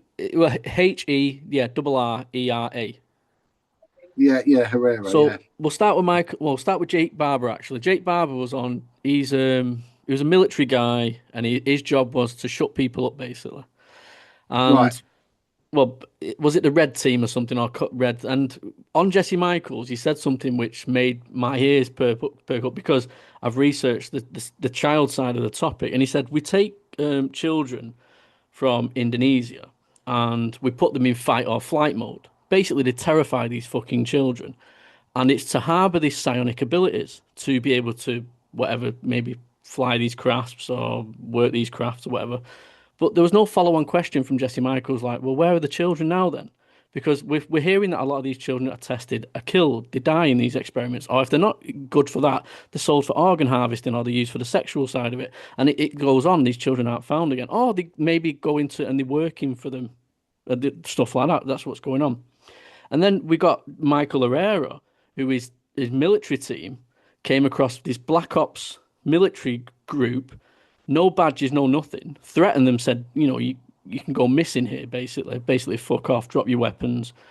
And what they observed was these black vehicles going onto this craft, which was a UFO, and went up and silently over, I think it was the east coast of the United States, went off the east coast, and then they thought it were guns, they thought it was drugs. They later found out it was children and stuff like that. They were trafficking using reverse engineered technology, trafficking these children to wherever they were taking them, which in the UFO world, it's underground bases and they're doing all sorts of torture shit to them.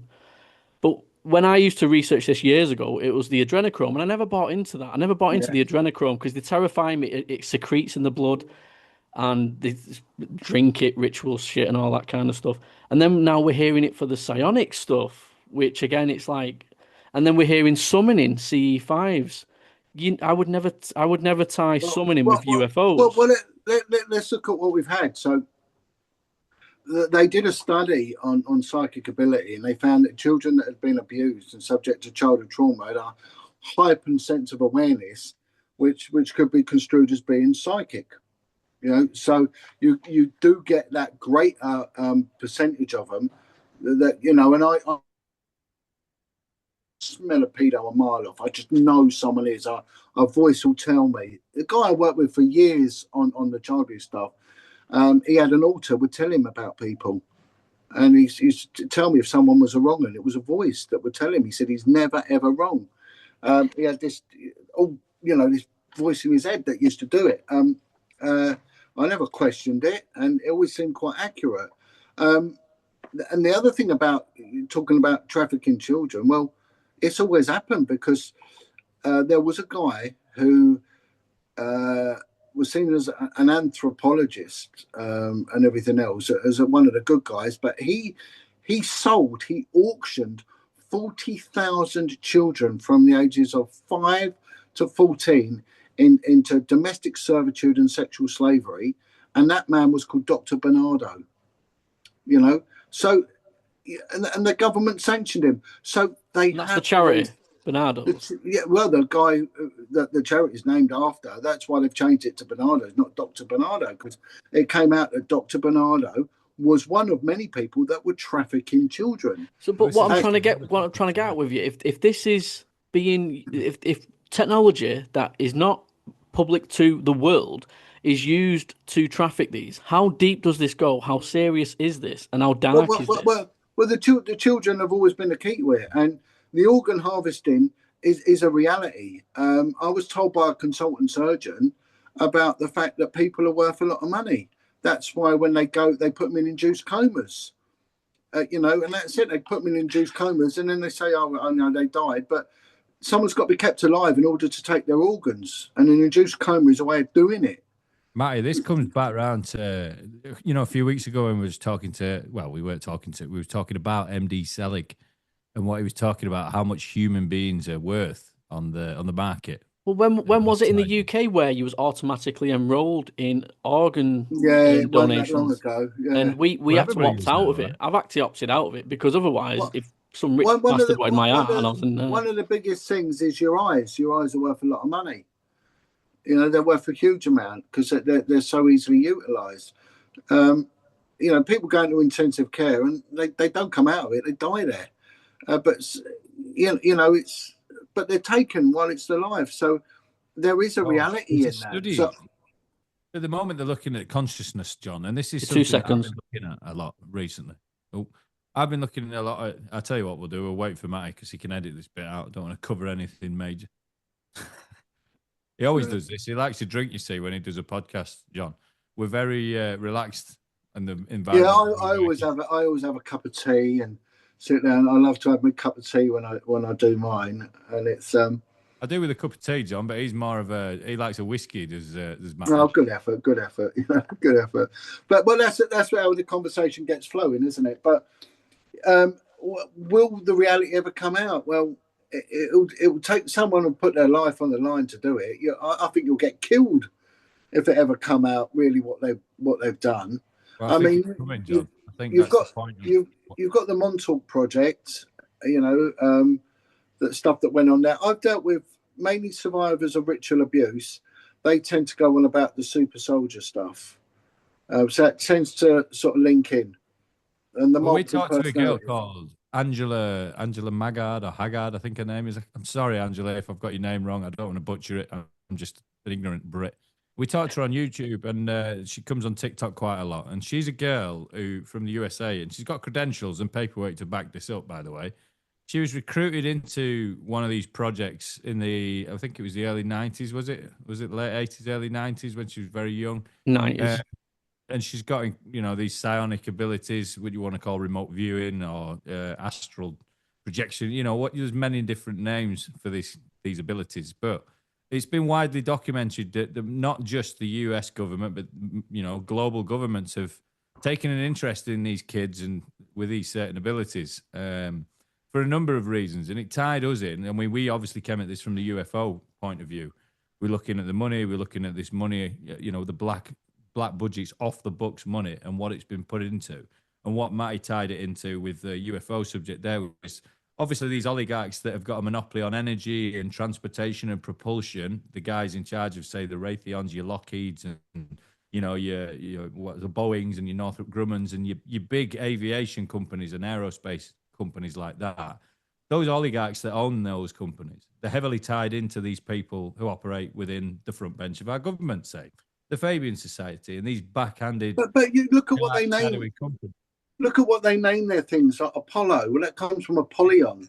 Yeah. The keeper of the pit of hell, and Artemis. Again, all ancient negative deities that they name these things after. Symbolism. The symbolism is a big John, thing in this, isn't it? Symbolism. Yeah, it's not of a course coincidence. it is. None of this is a coincidence. And the reason why me and Matty are making such a big point of talking about this stuff recently, I think, is because the armchair podcast listener, the average person who sat there at home, they're listening to Jesse Michaels, they're listening to the big name podcasts on the other side of the pond. And it's so far away that they're not really tying it into their day-to-day lives. They won't cover it because they can't monetize it. Because there's a brilliant testimony. I won't name him unless he gives my permission, but I can put you in touch with him. And he was one of the biggest gangsters to come out of Scotland. A man of absolute pure violence.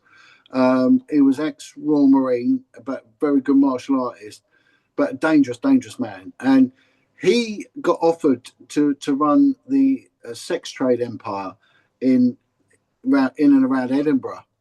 And the woman who was running it was a witch.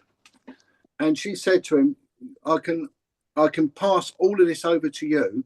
But he had to give her his firstborn child. And she wanted him to get a woman pregnant and then pass the child on. Now, I got given a statement, and it was an evidential statement, and it was meant for the police, and it had been formulated by a solicitor, and it got posted to me, and I had to track down the author of it, and I found out by chance who one of the witnesses to this statement being made was, and it was a woman who ran a charity for street prostitutes. And I went to see her, and I put this statement down. I said, do you remember this statement? She went, yeah, I know that woman. She said, how did you get hold of this? I said, I don't know. It got posted to me. And she said, it's a true statement. It went to the police, John. And it was to do with the street prostitution scene in the 1990s in London. And it was based around the Waterloo area. And crackhead, drug addict prostitutes were being paid £2,000 not to wear condoms and to get pregnant by their punters. When they got pregnant, they were taken to a clinic, which is in West Brompton, in sort of Kensington area of London, and they give birth to this child, and they're given drugs and everything else. They're kept comfortable while they're in there, and then they leave without their child. And the woman was saying she's done it a couple of times, and quite a few women, they're regulars there. But they know that the children, the babies, are going for satanic ritual sacrifice. Oh my God! And that's what feeds. That's why there's a never-ending flow of children. These aren't kids. If a kid goes missing, and the kid is named, there's a paranoia, and there has to be a national hunt for the person because our society doesn't like that. So we have to catch someone, and they have to be found guilty of it, because otherwise society never rests. That's why the kids going missing, never seen again, doesn't, on the whole, really happen in this country. But unregistered people, such as babies, they're outside of that remit. So they're a lot easier. And same as street prostitutes and homeless people, no one cares if they go missing. No one gives a toss. So they're the targets of the ritual sacrifice, the drug addicts, the homeless, and the babies. I just want to reiterate again at this point, and I'm going to keep doing it, and I'm going to keep explaining why. I keep bringing it back to the Epstein files because that seems like it's a million miles away being across, again, the Atlantic, and everybody's looking about it and everybody's talking about it in the UK. But everything that you're mentioning now, John, this is on UK shores, and this stuff is mentioned in the Epstein files. The elite people, they call them breeders, where they take in these impoverished women from, poor backgrounds. They've got a lot nothing to lose, but a hell of a lot to gain. £2,000. That's a lot of money to people from these backdoor countries where a lot of these people were trafficked in from, and it's documented as such. So you're seeing these elite class people preying on poor people, poor women who are already addicted to drugs, are vulnerable, and they're using them for these nefarious purposes of breeding them and having children. For what purposes, we don't know, but we will find out, and that's where the disclosure's headed. But the children that is sacrificed, you see. Now the reason they do it, there is no blood in hell. Hell is a desert. It's a dry desert, right? And one drop of water is the biggest currency in hell, right? The currency is in blood. The demons are these giants that disembodied. They got disembodied after the flood, right? Because they were an abomination, and they're transient in the spiritual realm. They need to embody, and that's why you get demonic possession and So stuff like that. I was going to ask you a question actually. Have you noticed any connection with your investigations to rhesus negative children? People that are rhesus negative? Yeah, well, a lot of the psychic stuff is with this rare blood group AB. Yes, That's I've the seen the AB. same thing. I actually created a WhatsApp group, right, and it was just women, and that's not being weird. Yeah. I did a post on my TikTok. It went viral, and primarily women know their blood type. I don't know my blood type. No. I guarantee Lee probably does. Oh, he might do because he's been in the army. But because unless you have a serious accident, men generally don't. But if you give birth, then you're going to need to know your blood type. So you have to have the anti-D or whatever it is. So all these women were like, "Yeah, I'm rhesus negative." They were saying the hands were doing that, their eyes change color, they have more static, they're psychic. So I was like, right, I need to document this. So I created a group, and I just added about 200-300 women in this WhatsApp group, and I left it after about a week because it got too much for me because of all the notifications. But they can't What we're seeing was all these women basically trying to outdo each other with superpowers. Yeah, they can't get pregnant by someone who isn't. That's why they have to have artificial insemination because they can't. And I think that's not mentioned enough because a lot of people get miscarriages and they don't know much about the rhesus negative. No, it's stuff. because of that they can't swap that blood. And the Russians actually call it dragon's blood. If someone is that, they call it dragon's blood.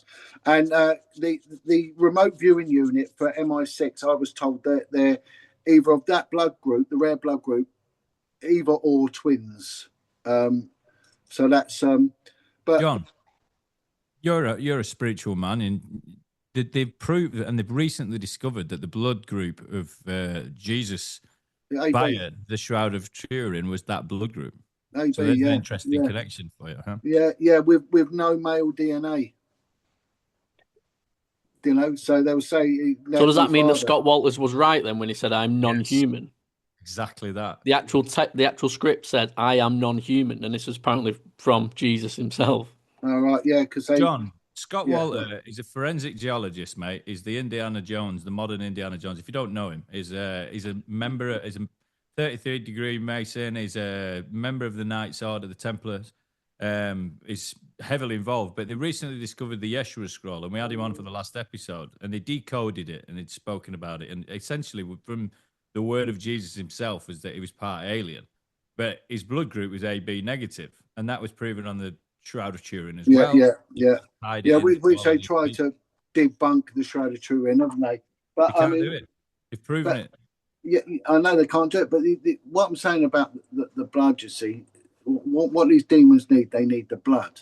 Now it comes in layers. So if with the animals, it's a lower level, right? So the lower level sacrificing that they will be appeased by, by animal offerings. But the most important is that of a child because it's the nearest thing to Christ. So it's the nearest thing to the blood of Jesus is that of an innocent child. And it's got huge, huge value in the demonic realms. There is power in it. And that's why, they do it. And there's money, huge amounts of money gets put on this for one of these rituals to take place because the demons will reward their host for doing it. I mean, I've heard of a British world champion boxer who is now an absolute monumental committed Christian because he sold himself for a ritual in order to win the title. And actually, I won't name him, but in one of his fights, they said he was superhuman. They couldn't believe how he even came back. Name, John. It's a household name. Yeah. I've heard of a footballer, Premier League footballer, and the footballer, for his ritual, he went more to the West African stuff, and that's why they found that body in the Thames, of the little torso in the Thames, the body of what they call Adams, the headless corpse in the Thames, which bizarrely enough was my unit when I was on the River Police, fished him out. That was all done for a Premier League footballer of African origin. So It's real. It goes John, on. can I ask you? Just give me a ballpark number in your time now. I think you're on about Nigel Benn. That's who I think you're on about, but you don't have to name any Well, names. I can't say either way. I can't say either way. Shut up, you. John, what I was going to say was like, out of the entire time you've been working on this, looking into child abuse and whatnot, how many witnesses have you spoke to? Would you say ballpark figure?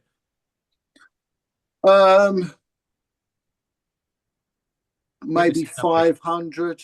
500. So in those 500, and I'm just trying to, I suppose, prod for this, but has any of those 500 ever referenced anything regarding reptilians? And I'm just trying to give any. Yeah. What? When you get ritual abuse, and it's sad because I was involved in a terrible accident nearly a month ago. I should actually died. I went through the windscreen of a car, and I walked out without a scratch, which was a miracle in itself. But my phone was destroyed in there, and on that phone I had a series of phenomenal artwork, which I'm absolutely devastated about. But the artwork came from survivors. Now, survivors of ritual abuse, if they talk about it, they've got a thing called DID. They've got these different alters, these different personalities, and some of the personalities are loyal to the Satanist. So the moment they start talking, the personalities loyal to the Satanist will step in and shut them down.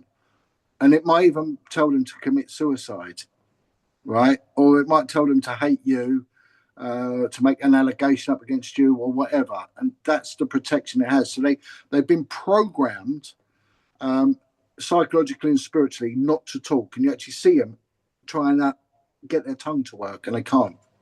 But the one thing they can't do, right, is they can't prevent the person from drawing. So artwork is a massive therapeutic tool, but it's subject to artistic license. But there have been, and there are, a couple of really, really good, accomplished artists who are survivors of satanic ritual abuse, who have put their artwork down, and it's almost like a photograph. It's fantastic. And they can get into the altered state of mind, and they can be that altered personality that was being abused, and they will draw and paint to an incredible standard. And there was an art therapy group was put in for survivors of ritual abuse, and they were told to draw what they saw at the time that the ritual or the abuse went on. And almost every single one of them drew the eyes of like a lizard, the slit eyes, near enough every single one. And the children all drew like the Manchester United Red Devil. Loads of them drew that, but they all drew the red eyes with the slit. Loads, all of them. Interesting. That's interesting. Yeah. It's a shame that you haven't got that to share. And just to show. No, awful. It makes you think whether that was the plan, you to survive, but for that to get taken out. Bizarrely enough, about a week after it, someone contacted me who was on the other side, as it were, now claims he's a Christian, and said that they'd done a ritual on many occasions for me to have an accident.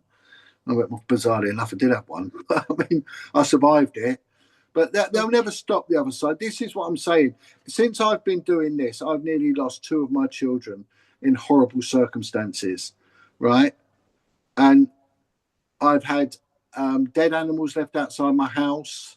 I've had Dorbins on my wall, reefs left, chicken talons, whole talons buried in my garden and things like that. So just weird, horrible things have happened to me.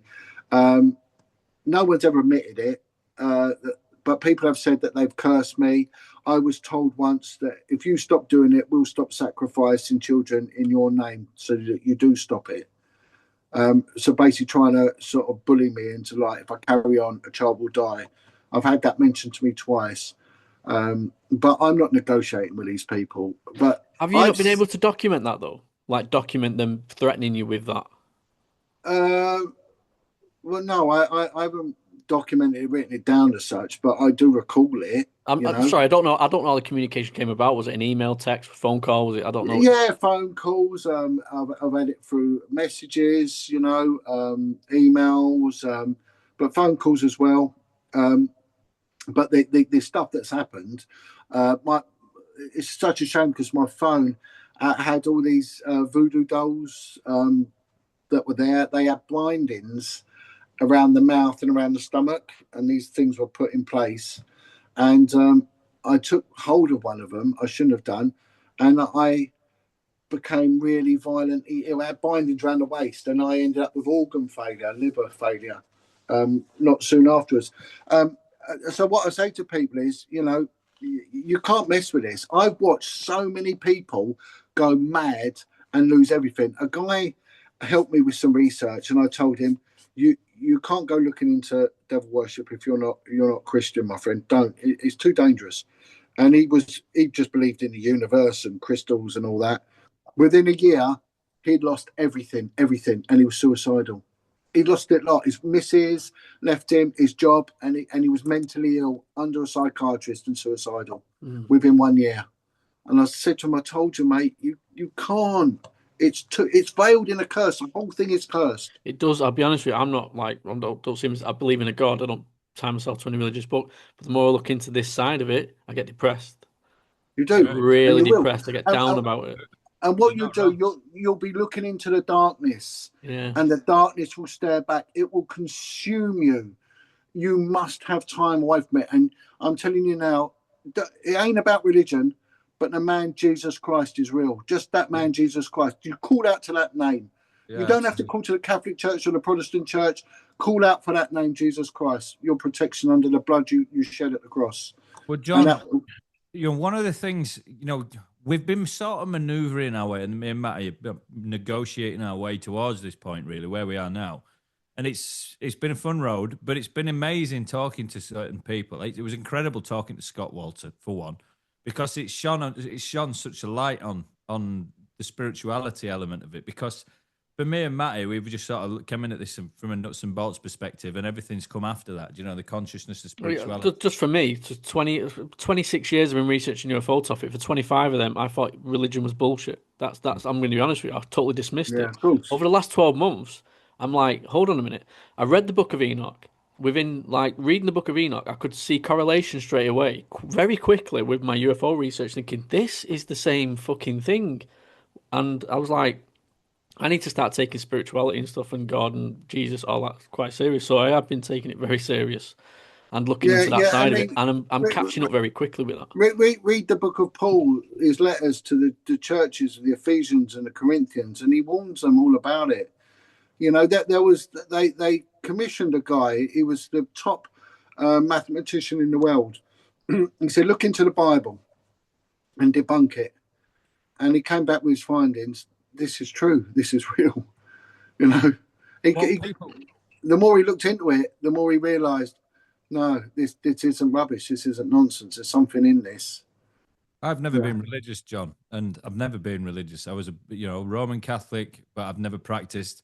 And then all the way through the military, you get choked on it. You get made to go to church on a Sunday through basic training. You get hammered with the padre when you go into Afghanistan and all the rest of it. And it's just a part of the game. So that's fine. But I've never paid attention to it. I've never gobbed off about it because other people obviously practice it. So I don't want to disrespect them. But I've always been skeptical of it. And it's only recently, maybe the last few months, of really digging into the spirituality element of this that I've learned the most, I think, about religions. And I see them all as these control structures of just fear, basically. You do as you're told, or you go to heaven, you go to hell. You do as you're told, you go to heaven. And the thing that I'm learning the most, and the thing that's really blown my mind, really, is that how Jesus was nothing to do with any of these. He ain't. Listen, the guy, the messenger of God, essentially, what he was. We're the church, because where two or more stand in my name, that is a church. There's no bells and smells with what we're doing here. And religion is the enemy of Christ, and it's quite clear. I was brought up a Catholic, come from an Anglo-Italian family. I always knew there was something, but I witnessed a miracle. More recently, I lived a miracle, and it was done in the name of Jesus Christ, not in the church, not in the Vatican, not in nothing. It was in that name of Jesus, and I would never ever And have you not noticed? John, sorry, you'll know this. Obviously, all these churches, a lot of paedophilia goes on in these churches. Of We had course. the Catholic church. Was it the Vatican scandal? What, 5 6 years ago, where the Pope before the American one that's just gone in there now. I can't remember his name.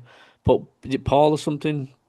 He's the new Well, Pope. yeah, well, yeah. The one You before had, him, he had to stick up for these other yeah. priests and stuff like that. That was touching kids up. Oh, Yeah, we know all about the Catholic Church. what you got to do is you got to look at the history of it, and especially with the Irish scene, where if a kid was no good on the farm, he was no good on his arm in the farm, they put him into the church. So the idiot kid got put in the church, and it was usually the kid was homosexual. So you've got a load of gay men were put all together, repressed sexuality, everything else, unfettered access. To vulnerable people, and and the devil knows it, and off he'll tempt them. No one is free from temptation, absolutely no one. And the devil will always always wants you to go back to who you was. They call him the great accuser, wants you to be the drunk, wants you to be the womanizer. It gives you comfort in it and tells you, no, that's the way forward and all that, but it isn't. The wages of sin is death. But the paedophilia is just corruption of any organization. You will get that in Judaism, you will get that in Islam. It will be rampant all through it. Right. And then when you've got people that have been abused, they fall away from Christ. But Jesus, he makes a clear message to anyone who causes the young ones to fall away from me. It is better you put a millstone around your neck and jump into the depths of the sea. Because when they abuse a child, they destroy that kid's soul. They rip their soul out and they make them scream, where was God? Where was God when I was being raped? How can there be a Jesus who loves children when I was the one being raped? I did nothing wrong. Where was my freedom of choice? Why do you value the freedom of choice of a paedophile over mine? I get that all the time. People really hammering that home to me. But it's evil that does this. Evil does this. And when you've got power, ultimate power, like the church gives its priests, and the church, the Catholic Church, would never allow us to have this free-flowing narrative.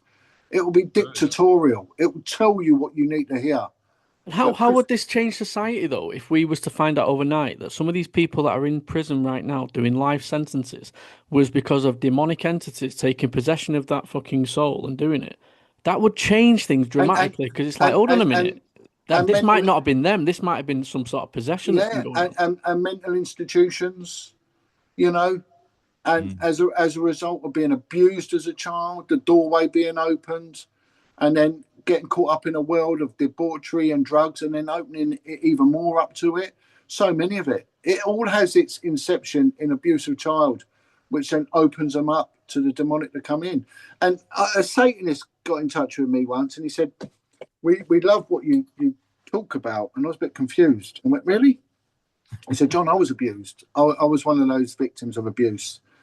And I want you to keep exposing evil, child abuse evil. But my comfort comes in Satan, because Satan is revenge. And I want revenge on my abusers. So I pray to Satan, to Lucifer, that there is retribution for those who abuse me. And he said, and I want to pray for your protection. I said, well, not in his name you won't. I'll do it in my name. But I got it. But he was coming from a wounded child. He wanted justice. He was screaming justice. And the devil gave him justice. So he thought, right? And can you imagine how these people feel when they are abused by a priest and they're made to take communion from the same priest whose cock they sucked a minute ago in the back of the church, as a young boy from the care home. Just the act of that alone, though, John, is a ritualistic practice, as you mentioned, taking the body of Christ and drinking the blood of Christ. You don't even have to look that deep to know that is a ritualistic situation. It depends if you're coming at it from the Catholic Church, but if you're coming at it from the fact that Jesus, he shed his blood for us, and all that, then no, that's the protection, because I'm coming from the Catholic Church point of view, and the reason I do that, mate, is because I've spoke to a lot of the Knights, the Templars, and the the Catholic Church and the Templars don't get on for obvious reasons because, well, they shut them down, didn't they? Yeah, they were the opposite side of it. But then you've got to look at the wealth that's acquired throughout of it. The opulence. What did Jesus own? The clothes he wore, and they took lots to rip them off him on his dead body. He even borrowed the donkey to ride into town on, after he'd just raised Lazarus from the dead, and they praised him, and then a week later they killed him. He owned nothing. They flipped all of the tables at the temple, didn't they? Because they were extorting the people. Let me ask you something. Has any of you got a credit card on you or anything like that? A credit card? I've got one in my wallet, I think. Have a quick look and see if there's a hologram on the back. It's the dove. It's a dove, yeah. And now, whenever you look at the temple scene, if you Google it, you'll see Jesus turning over the tables and doves flying everywhere, because they were worshipping the doves to Baal, the money changers, the Jewish bankers. They were worshipping the doves to Baal. Sorry, and he say that one more time there, John. Who was it? The Jewish bankers. Right. That sounds familiar, doesn't it? Yeah. And it does. And the reason it's relevant now, and the reason that Jesus is relevant now, was he whipped them with wet rope. He soaked rope in salted water to give maximum pain to them, because the usury would cause servitude and cause slavery. And he knew that was one of the roots. That and paedophilia were the main roots of all the problems. They're the two people he cursed, the paedophiles and the bankers. Even to this day, the bankers torment us by putting the hologram of the dove on the back of the card, just saying, no matter what your God did, we're still doing the same. Can't find my fucking wallet. No, it's on there. But I heard what you said about that. Yeah, that does ring a bell. They're still doing the same. So when people say, oh, the whole Jesus thing was nonsense, well, why even put it on there? Look, it's on the back of that. It's on the back of that card. Look, there's a weak dove. Yes. That is on the back of what I've got. I know that for a fact. Usury is banned in every religion except Judaism. It's banned. They know it causes slavery. And the big message, and this is what I really want to bring home to the people who are sat there, the armchair listeners. When you think religion, you think people who are banging on your door, waving a Bible at you and forcing you to go to church. This is not what we're talking about here. We're talking about something else. And the message that he was carrying was essentially that everybody has a spark of God within them, essentially. And that's the only place you need to look. And that message seems to be reiterated again and again and again by more and more converging scientists who are looking into the spirit world, the consciousness element of it, the Jesus thing of it, like by what Scott said the other day. Look at it this way. If I went out and murdered my wife, if I had one, I murdered my wife, right? I'd go to prison for murder, right? And that's that. But what if I bullied her and I bullied my children? I told them, you're useless, you're fat, you've got a big nose, you're stupid, you're thick. And I hit them and I whip them. And they're not allowed to talk to me. They're not allowed. I just was an absolute see you next Tuesday to them all their lives. And my children go out in the street and they look at their feet because they don't feel safe and confident to look at anyone in the eye. They underachieve. They wet their bed. They socially distance themselves.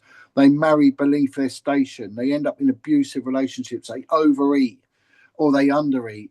They self-medicate because they have no self-worth because I destroyed them. And ultimately, they die young because of cancer, because of whatever, caused by my treatment. I've not only murdered them, I've also tortured them their whole life. Is that illegal? No, it ain't. It's not right, but it's not illegal.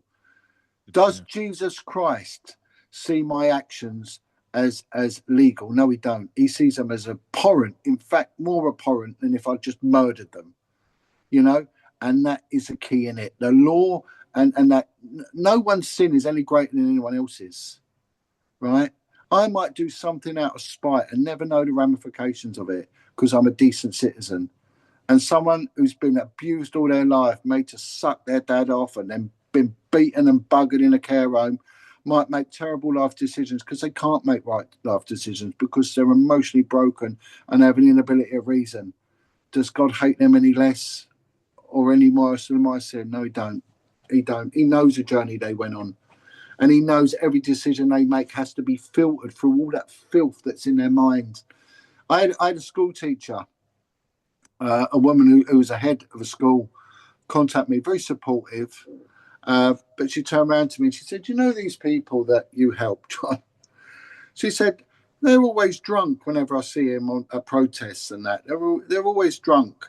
Do they not understand that if they're depressed and they're not feeling au fait with themselves, that drinking alcohol is the worst thing because alcohol is a depressant?" I went, "Okay, yeah, it is a depressant."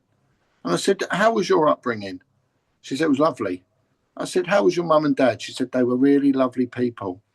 And I went, "Even me mentioning your mum and dad, I bet you're smiling, aren't you?" She went, "Oh, yeah, I am." And I said, "You know, when you walk to school, if you think of your childhood, Sunday dinner around mum and dad's, family holidays, does it put a spring in your step?" She went, "Yes, it does." I said, "Okay, do me a favour in order to understand these people that I help. When you leave the home tomorrow, think of the taste of your dad's unwashed cock in your mouth." She went absolutely mental. "You can F off, you can this." About 3 weeks later, I get a call. "Okay, yeah, I get it." I said, "You know, stop being judgmental. Some of these people, that's the first and last memory they have when they wake, when they go to bed, because they can't understand why. Why did that happen? Why was it me? Why did that happen to me? The person who's meant to protect me the most did the most appalling, abhorrent thing." And you think that even if they did that act of incest, would they even be bothered to wash themselves? No, they wouldn't, because they've got no regard or care for the kid, you know, so they wouldn't even bother washing it, you know, and that kid has to go through their life with that. No wonder. So, and Jesus knows that. He knows that. He knows that that's what that person does. And then all of a sudden, something takes that memory away, and it's called heroin. And you put that away for that little minute, you're away from it all. But unfortunately, with heroin, it wants you to use it again and again, and all of a sudden your money's gone, and you've got to steal, and you've got to shoplift, and you don't maintain yourself. And then you end up getting paid £2,000 to give birth for some rich guy. Yeah. And then the system keeps feeding itself, right? And that's it. That's it. And those put in the place to help you don't really help you. You get put in prison, and they charge £76,000 a year, and then you end up back in there because no one's ever bothered to sit down and talk to you and ask what, why, how, who, never. You know, and that's where the system's wrong. We lack humanity and understanding. It's really dark. It's took a really dark turn at the end here, and for the right reason. I think we need to cover this, and that's why we've got you on, because these podcasters won't cover it, because as soon as you title it with the title "We're going to do it," it won't be monetized. And I don't care, because I get off my arse and I go to work 6 days a week. I'm the same. I've never earned a penny. I had £23, I think, once from YouTube, and then Facebook demonetized me, and they said you're not allowed to say rape, paedophile, or Satanism. Well, what else am I going to talk about? I mean, yeah, what's the point? No, I refuse to censor myself and say graped or whatever PDF file. I refuse to do that. It will get the view. You will get viewed. This will get viewed because we'll share it on all platforms. It'll be viewed, clipped, and all sorts. But I don't care. I don't want any money from this. I don't want any monetization from this. I want this to be put out there because there's a connection to the UFO stuff. There's a connection to it, and I have a personal interest in this, and that's the reason I want to expose it. I will never go into why I want to expose this, but I have a personal interest in this, and I will fucking keep going until I expose it. Simple as that. And I will use my platforms the best I can on this. You listen to the testimonies of the women who are accusing Russell Brand, and they say that as he got to, they refused him sex or whatever, he changed and his eyes went black. Well, of course he did. He was taken over because he had spent his life worshipping the demons of wealth, fame, sex, drug addiction. He was in that demonic world. And that man, if his journey to Christianity is a true one, and I hope for his sake it is, because he's mocking Christ if it isn't, and Jesus will not be mocked. But if it is, he's got a lot of demons to get rid of, that boy. A lot, you know. And where did it get him? Nowhere. Where did it got him? Nowhere. And it will get all of them nowhere. Every one of them's going to take their last breath. Every single one of them is going to shut their eyes for the last time. John, I want to steer you just towards one final topic, and then I'm sort of happy. Matty, you can ask anything else, but I'm just going to just steer us towards one thing. Just while we're on the subject of spirituality, right? One thing that we've sort of come to understand now, and I think everybody listening to this podcast would hopefully agree at this stage, is that we've been fed a bunch of narratives, essentially for thousands of years, which are a pack of lies and is bullshit and is basically a tool to put us inside this control structure. I think we all agree on that. Now, one of the narratives that is heavily sort of in the swing, or there's a lot of law around it, there's a lot of people discussing it, is this narrative surrounding Armageddon and the end of days and all this bullshit, right? Now, everybody's very, very quick to weaponize this. Trump has anointed himself as the soldier of God to do God's work. Everybody's jumping, in the Pentagon wise anyway, at least, on the angels and demons narrative surrounding UFO declassification. We're talking about mass chaos on the streets worldwide with regards to the Joe Publics turning on each other, the left versus right narrative. They've weaponized hate and division to basically a grand scale. And now we've got this war in the Middle East. And this ties into Chris Bledsoe, who's a spiritual guy, very heavily involved with God, who's made certain predictions about certain things happening. And maybe the return of a second coming of Christ, or a Christ consciousness return of. This Project Bluebeam narrative we're seeing, and I'm sure you've heard of the Bluebeam, has been thrown around before. And this spiritual war, this light and dark war that we're seeing unfold in the Middle East and, again, on the streets of the world, this hate and division, it's all fueling itself for this one big narrative. What do you make of it all, John? Do you think that we're on the verge in the next year and a half of maybe seeing some kind of crazy disclosure? It's really weird, isn't it? Because you've got, look, Trump's no one's savior, and anyone who thinks he is are deluded, right? Because he ain't the savior of anyone, right? He saved himself, and that's that. This man's worshipped money all his life. If anything, I think he's the one mentioned in the Book of Revelation, Little Horn, who comes to bring peace and with charisma, and funny enough, who endures a fatal head wound and survives. But he got shot in the ear hole, didn't he? And so he's not the savior, he's the opposite, I think. And again, he can corral people into believing that, especially the American Christians, or fundamentalist Christians, when they push them into this corner saying, look, this is now a fight against evil and we're doing God's work, and the Middle East, and they're manufacturing this. But Jesus made it quite clear, no one will know the time and the place of the coming of man, no one. So if they think they've got a monopoly on when the Third World War happens and that they're very much mistaken. However, I do think we are in some form of end times because of the moral breakdown of society. What is decent and what isn't has just gone out the window now. It's a very, very blurred boundary, and we are seeing pervasive evil all over the place.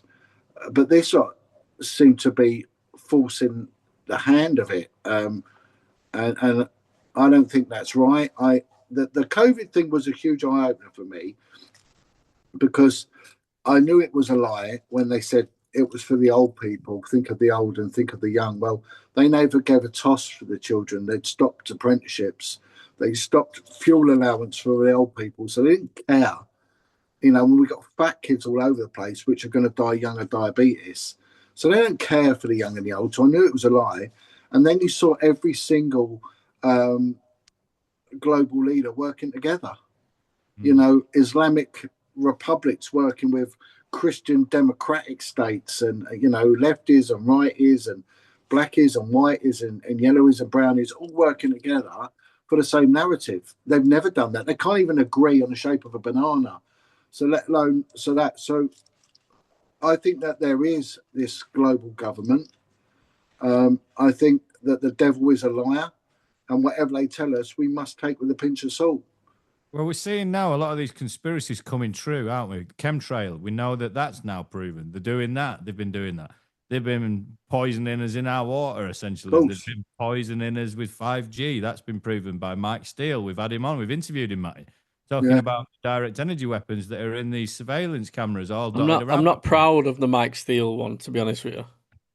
Mark Steele. I've actually made that private because it doesn't fit with the channel, and I got a lot of backlash from people saying about what he did, because he shot someone in the face or something. Yeah, he shot a girl, didn't he? But he's a nice bloke. Him and his brother. He is a nice bloke, but I have to think of the victims and someone that has, and I was sort of dragged into that interview, and I wasn't really happy about it. So it's there, and maybe I'll but whatever publish say, it when it say what you like about Mark's character, right? But the evidence is there.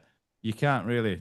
Yeah, he's good at what he does, and he's an intelligent guy. And the point I was making, John, is that we're being lied to by the powers that be in every single capacity. They're essentially trying to kill us, depopulate us, make us poorly, and make us pay for it. More importantly, all of the above. But yeah, of course. I mean, they've been saying it for a year.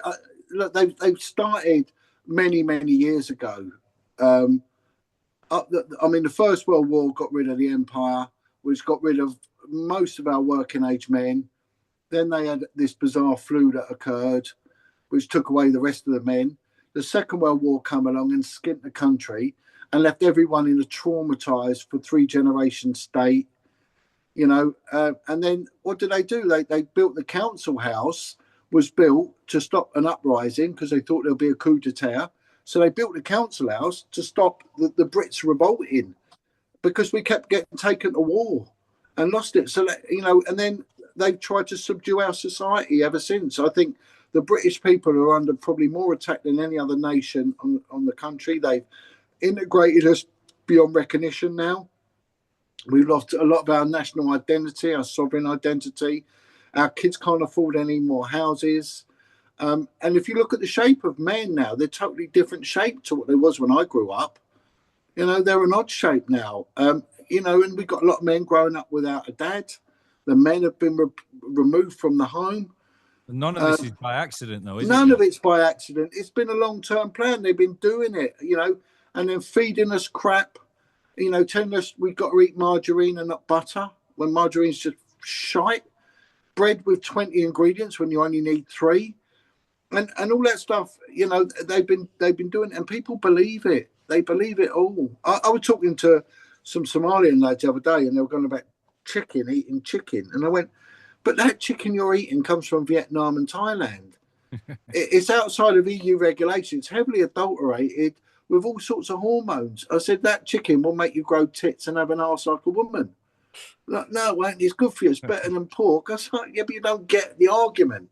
And they don't just get it, you know, and cannabis and everything else, all of it is there to subdue people, to slow them down, make them not think.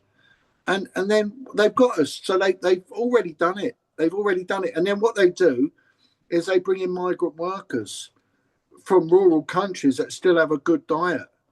The Lithuanians, the Latvians, the Polish, the Romanians. And so they bring them over. All right. And what they do, they get polluted. Yeah, their kids, maybe not them, but their kids don't want to pick berries and feed the chickens and go back to their nan's vineyard in the summer. Their kids want to play Xbox and smoke joints. Yeah. Their daughters get caught up with the local boys and interbreed and intermix, and they don't want to have the lifestyle their parents want. They want the easy, lazy lifestyle. And that's what I miss I'm homesick for the past. I really am. Yeah, and I think a lot of people are like that, homesick for the past. I was born 86. I grew up in the 90s and early 2000s when I started to get mischievous. I don't recognize this country anymore. No. I wish I'm homesick for something that does not exist anymore in this country. And I'm only 40 years old. So I can only imagine what people are 50, 60, 70 years old. It's unbelievable. I mean, the prices of everything now, you can't save anything. How can our kids save anything? I'm the last generation that ever owned a house. And I work with young offenders. And they're all foreign, all of them. And I say to them, right, we're going to go out and we're going to find a white Englishman like me in London. And I put up a £5. Anyone can find me one, I'll give you a £5. And the other day they went, John, yeah, get this guy. So we pull up next to me. I said, where are you from, mate? Romania. And I went, they're gone. There's no white Englishmen left. They're gone. I don't know where they are now. I don't know. The Lake District, who knows? But it's just how it is. And it's not a race thing or nothing like that. It's how it is. It's gone. It's finished. If you look at Agenda 30, Klaus Schwab, actually, it's there for everybody to read. People think this is all fucking conspiracy. It's written down in policy. You know, by 2030, they want people normal people like us, by the way, to have one short haul flight every 3 years, while these elites can jet off and do what they like whenever they fucking want, and we're not going to be able to. They want us to own nothing and fucking be happy about it, essentially. They've even said that. You know, they've said this. Well, look at a car. You can't drive in London over 20 miles an hour. And as you're driving at 20 miles an hour, you get passed by a push bike doing 40 miles an hour. Well, Oxford's already going to be the 15-minute city. Yeah. Well, they don't want us having cars because they don't want us taking stuff. They want us on little push bikes, you know, doing nothing. And it's already happened. It's here. We've had it. But people, you're right. People have the alternative media movement that I sort of was part of it when it first came out many years ago, 20 odd years ago, something. You had Channel 200 on Sky. You had people like Richard D. Hall, Ian R. Crane. You had Mark Steele was part of that.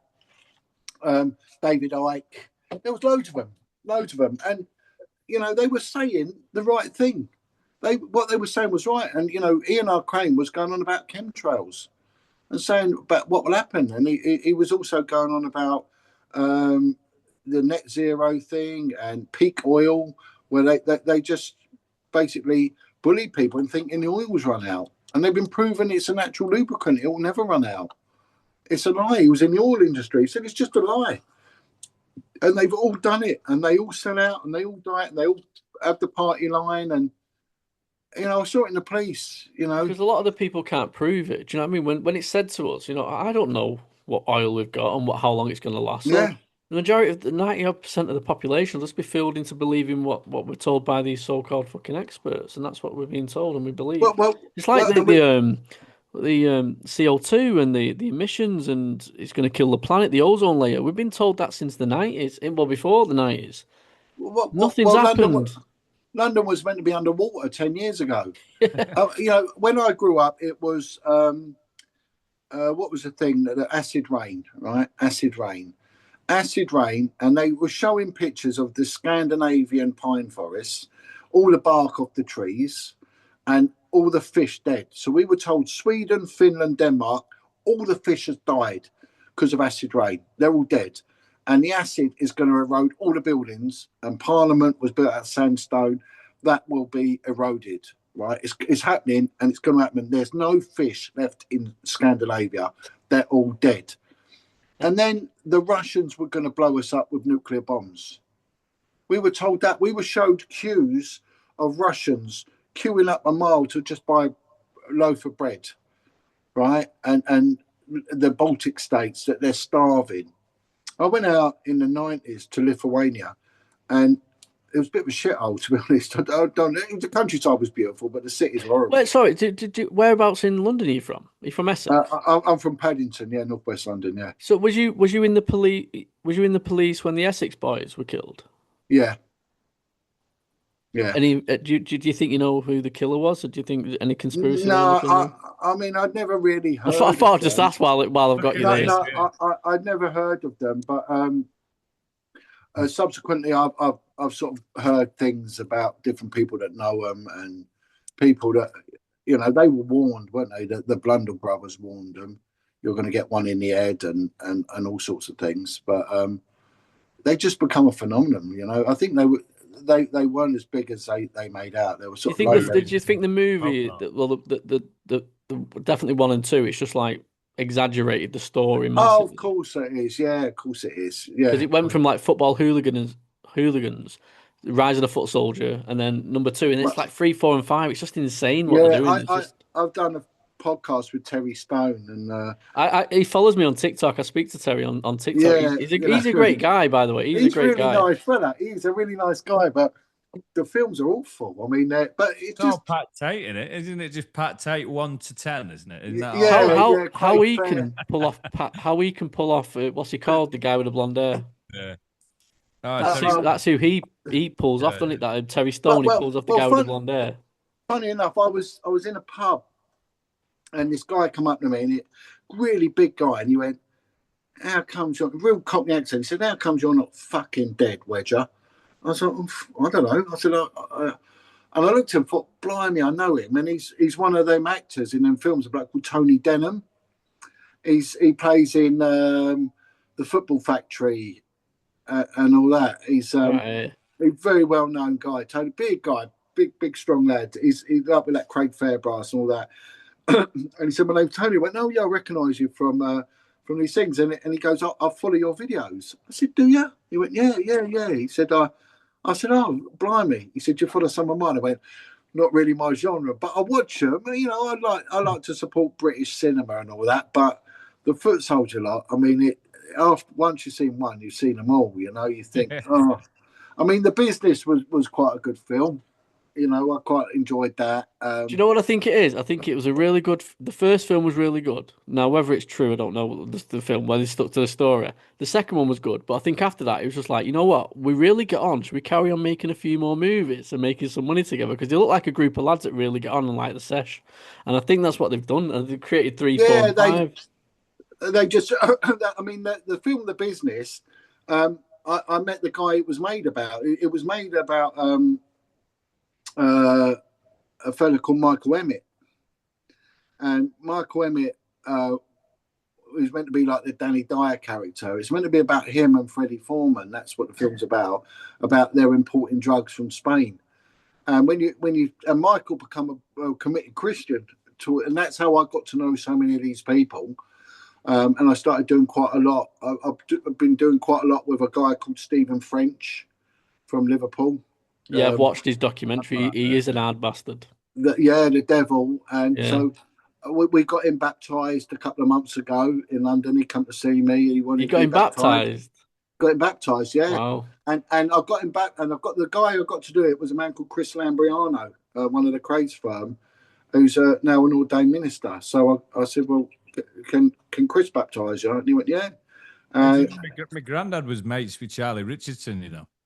Well, funny enough, Charlie Richardson's wife, she's a big fan of mine. She does a lot of my videos, and she's a really... Listen, don't you know everyone from London is related or no? They all know each other. But Charlie Richardson's wife is a woman called Veronica, right? She's a really lovely woman.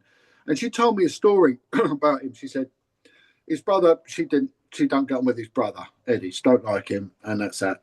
But she said Charlie was highly intelligent, and he had an obsession with geology and ancient history. And he'd read books about ancient tribes in South Africa and how they dug these spiral mines, and they mined gold and all over South Africa, right? And they were productive, then they weren't, and then industrial mining took over. But he'd studied old maps and found out where these places were and realised it was just disused land. So he bought them and he got them back to productivity. And because they started producing huge amounts of gold, the British government tried to stake claim to them again. And he told them to F off. And when you can get stuff, they're mine. And they basically said to him, well, you've got one choice. You either give it to us or you suffer the consequences. And because he wouldn't sell them to him, the next thing he gets hit with the largest sentence ever for GBH. He served 20 years for GBH. And she claims that that's all down to the fact that he would not sell his gold mines to the British government. So not surprising, huh? You know, so it starts going into these little wells. It's really, you know, and it's really interesting. But yeah, I do a lot with ex-criminals in that respect. Not that I'm into the crime side of it, but the fact is they've got a good story of redemption. Chris Lambriano has got an amazing story about how he went to God, and he was one of the most dangerous prisoners in the country, you know, at one time. So, John, as a man from law enforcement, mate, I'm just going to ask you another question, if you don't mind, because I'm curious. As a military guy myself, right? I know how a hierarchy works. I know that there's a need to know at a certain level of the hierarchy. Yeah, somebody knows something, and then beneath that, they don't know that, basically. Yeah.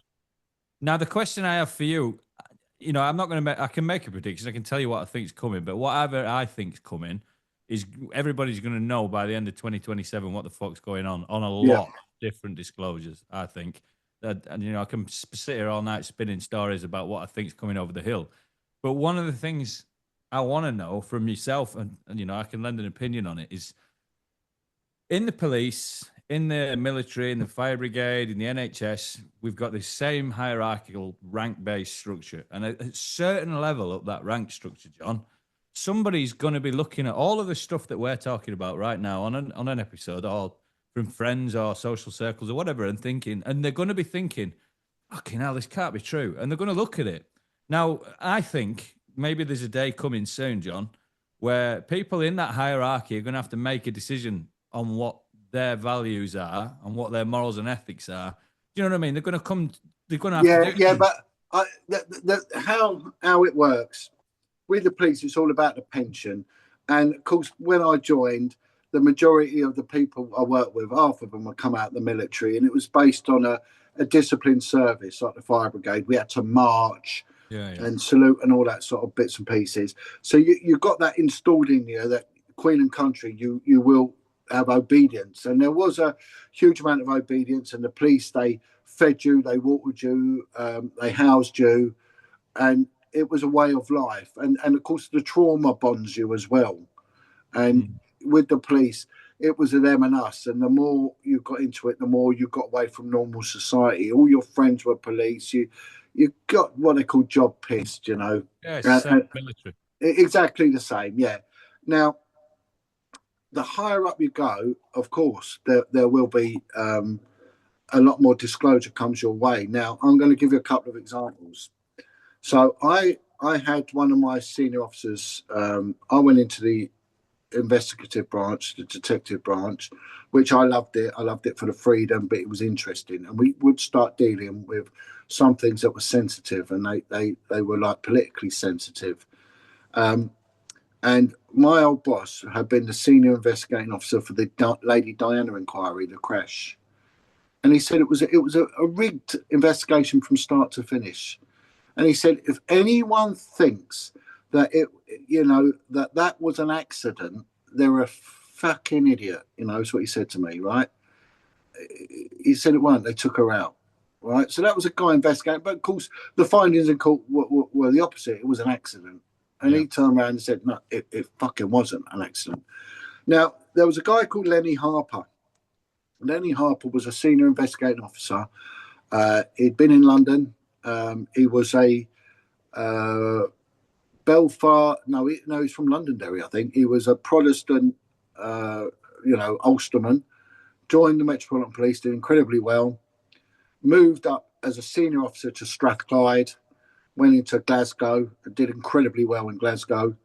And he was headhunted to look into an inquiry in the island of Jersey. It's a kid's home called Haute de la Garenne, in which there were allegations that kids were killed in a ritualistic environment, and an industrial level sexual thing.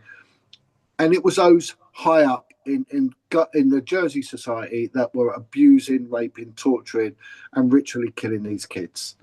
And he went there with every ounce of integrity that man had, and he had a lot of integrity, you know.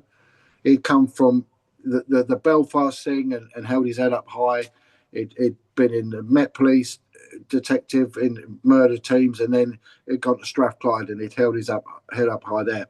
And he thought that this little island is nothing to him. And it was the thing that ended up beating him, because he uncovered the abuse that went to the heart of the British establishment.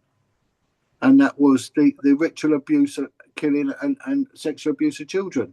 With all that research, John, that bloke did and saw for himself, that's now getting laid bare for all the public to see. And these high rankers and these people across these hierarchies throughout the military, the police, the Navy, the Air Force, all of these people in authority, they're going to be looking at this now, and this is becoming almost public knowledge. Whereas that years ago, that was maybe just something that he was looking at and dealing with. I get that, people are going to have to make a decision whether they're going to follow the orders of these people or not at some stage. But what's in it for them? And also, you've got to look at, you've got leaders and you've got followers. It takes a certain person to lead. Leaders are born; they're never made. But that's why they're in that job, John. That's why they're supposed to be in that job. They're supposed to know the difference between right and wrong and act on it. I agree. I'm going to intersect this. I think when you're in that job, sometimes you can come across stuff that you never imagined would have been going on, and I think they have to deal with it in that moment. And then, like, when you started in the police force, John, did you think you would know or go through what you've been through? No. This is could what have I'm trying to never. get at. So a lot of people are going to go through things that they would never have expected to have been possible, or to like, they see the world through rose-tinted Right, glasses a lot of okay, times. but let's put something else into the mix. There's a group called Seen and Heard. I never heard of them. I've never seen them before, and they contact me and said, "You speak up, yeah, you speak up for us. We're really grateful." And one of them, a member of the group, is a bloke called Charles Spencer, and his sister was Diana Spencer. And these are a group of people that went to the elite schools. They went to Eton, Winchester, Radley, all them schools, right? These are the children of society's elites, upper ruling classes, right? They've got a survivor group because of the horrific sexual abuse they endured as kids. These are men that were whipped, beaten, and buggered under the guise of elitism in our elite schooling. They have grown up to have horrific sort of anxiety issues, brokenness, trauma. The broken child is never gone away from them, right? They are suffering to the core. Now, they've come from historically from families that have endured the same, been through exactly the same as them, right? Their dads went through it, their grandparents went through it. And some of their parents are military leaders. Some of their parents and grandparents were heads and magnates of a big industry. Yet deep down, they're broken children, right? But they benefited so well from going through that system. They'll never turn against it. In fact, they even lead their children into it. But what has it done to them? Well, it's made them very dysfunctional, broken adults with the inability to reason. And they go on to hold positions high in the military, go to Sandhurst, get in charge of regiments and things like that. And then when they looked at the ideology of these schools, they found out that these schools were built on the Greco-Roman gladiator schooling, right, where you whip, beat, and bugger the kids into total acquiescence. So it breeds an acquiescence. It breeds a slave drone for society. So with these people still in charge, will we get revolution? No, we won't. We'll never get revolution because they are designed, and they are designed by genetics to acquiesce to society.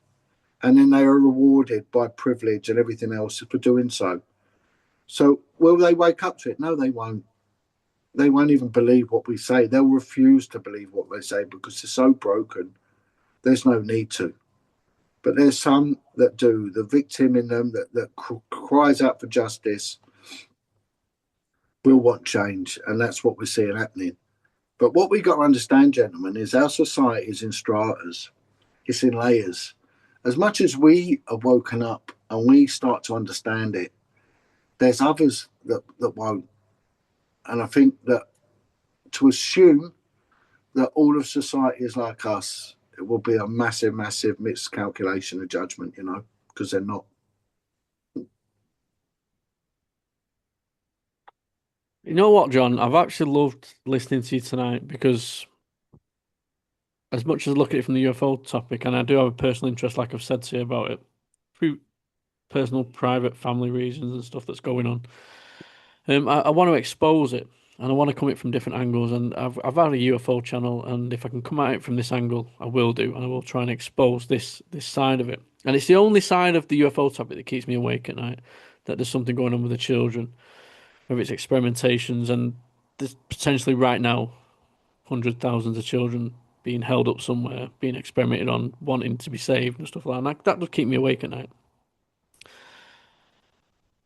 And I just want to thank you because I never thought 20 years after, 20 odd years, 25 years later, from researching this to thinking it's nuts and crazy and none of this is going on with the children, to speaking to an ex-police officer, and when Simon Holland was on before, a professor, like highly, highly intelligent guy.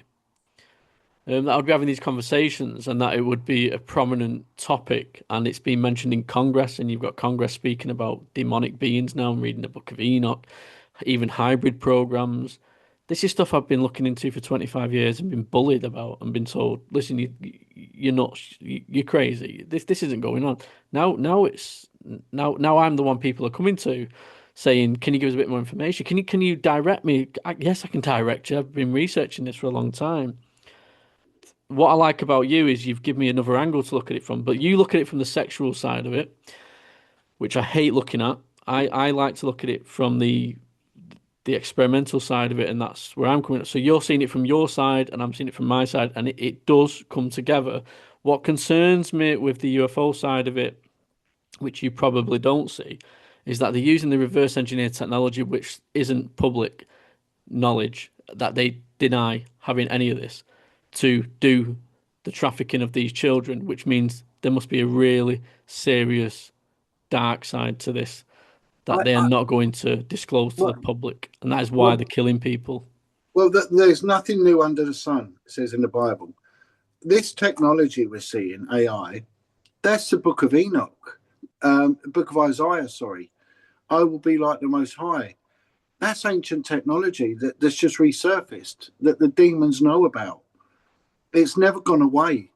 All these things we've had before, and it's just been wiped out by floods, by catastrophe, whatever. But those on the know, it never went away. They kept that secret. They know about it.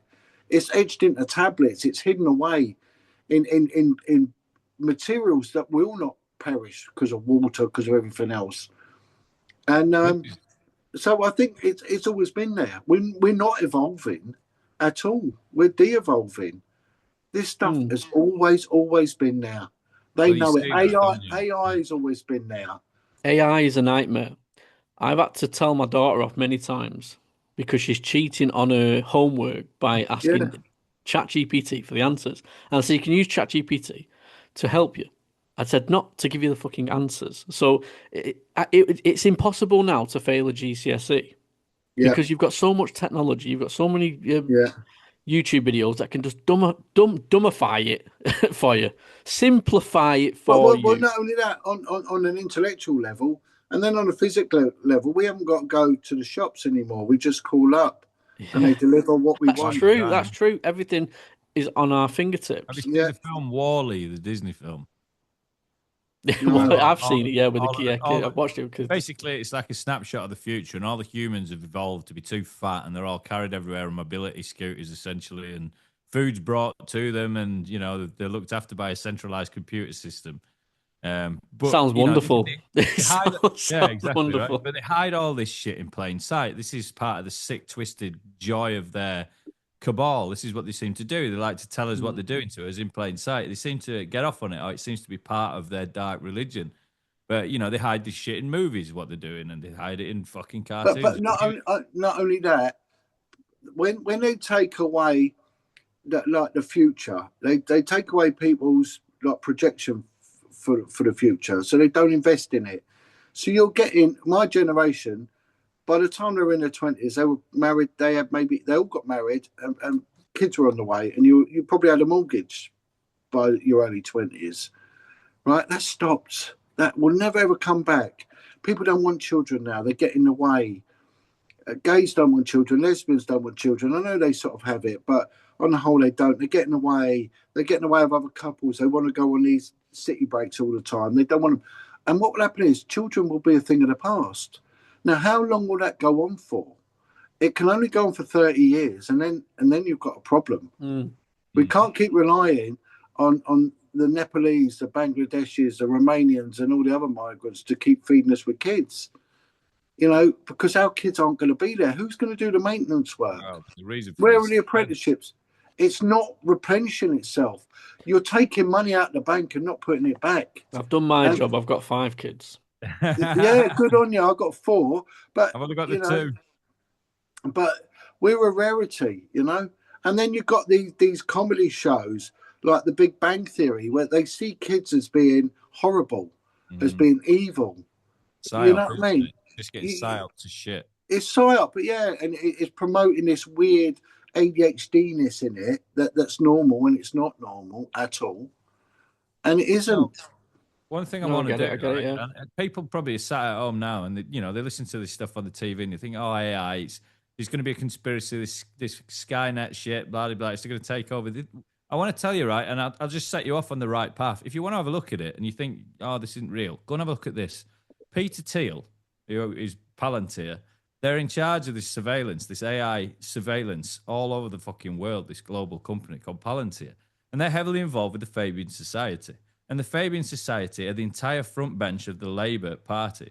So if you don't believe that this future is coming for us, or that's their plan for us in the future, go and look at China, because that is what they want for us. Yeah. They want that same system on a global scale, and that's what they're doing. So if you think it's bullshit and it's a conspiracy, just go and look at Palantir, Peter Thiel, his connection with the devil, as John's already mentioned, the dark arts and what these people are involved in. Go and look at it yourself.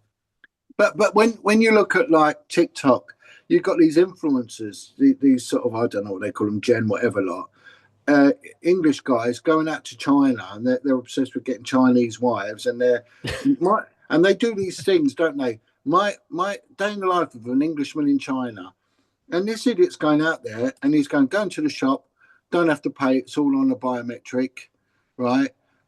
Gets in his motorbike, it's on a thumbprint.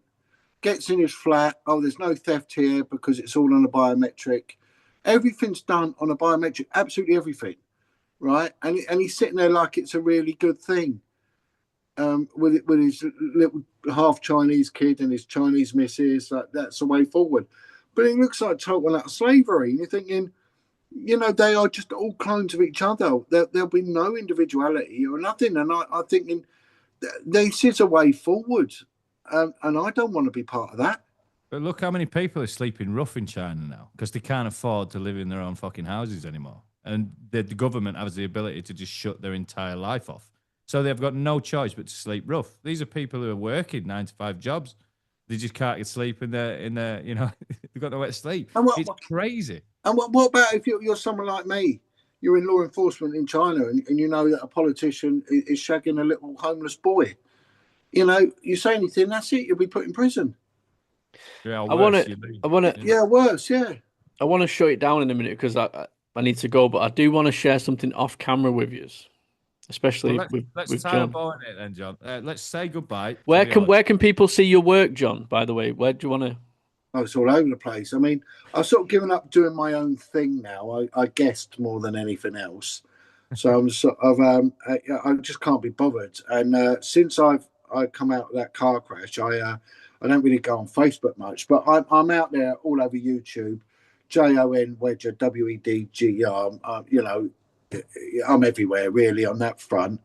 And I just really, I guess, I do quite a bit of mainstream media now. They've eventually, after 20 years, picked up that I might have some credence to what I say. So, and have you wrote any books or any documentaries? Yeah, I've got. There's 2 books out. There's one written by a lovely guy called John Cooper. It's a biography called The Great Reveal. It's about witchcraft, Satanism, and it's linked to society. So that was actually a bestseller. And I've got one I'm writing myself called Ironic, about my life really in the police and the irony. In as much as, you know, I spoke out in the police for the truth, got punished and brutalised by the police. And the ones that came to my rescue were survivors of abuse and those from the criminal classes came and helped me and were my salvation. And that's the irony of it. You know, my friends are all now ex-criminals. Very, very rare I have anything to do with anyone from the police. There's a couple of really good guys, but yeah, the moral fibre I found came from the criminal classes. So you're a hell of a guy, and I don't mean to take the blaspheme, but you're an amazing guy, John. You've done an amazing work, and the fact that you're still here now, banging the drum all these years later, speaking to us, helping us tie a lot of what we've been researching into, you know, what's current and what's going on right now. So thank you for me on a personal level, John. It's an absolute pleasure. You know, I'm really grateful for the opportunity, and if I may, in summary, just call out to any survivor of abuse that may be watching this, please keep going strong. You know, you will eventually get the justice that you need, and it weren't your shame to carry. You've done nothing wrong. Be proud and be strong, and your life has got value and it's worth something. And for those that feel like it's not worth it, that's a lie. That's a lie from the devil himself. Your life is precious and you are loved. And strangely enough, ironically, I want to call out to the paedophiles and say, stop it. Stop it now.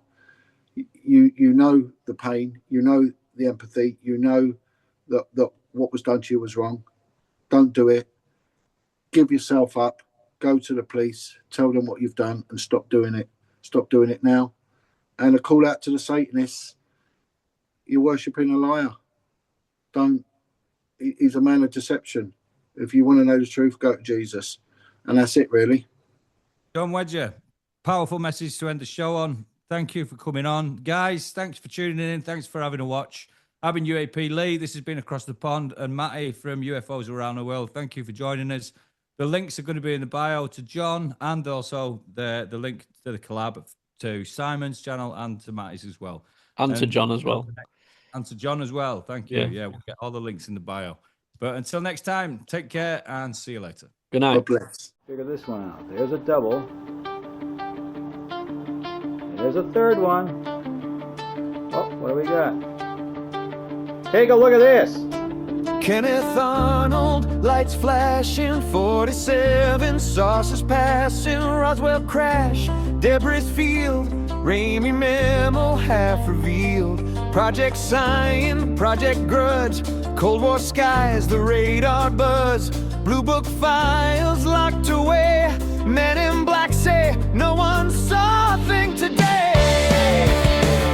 Watch closely as a different U.S. drone drops a Hellfire missile on that fast-moving orb. The missile appearing to bounce off the object.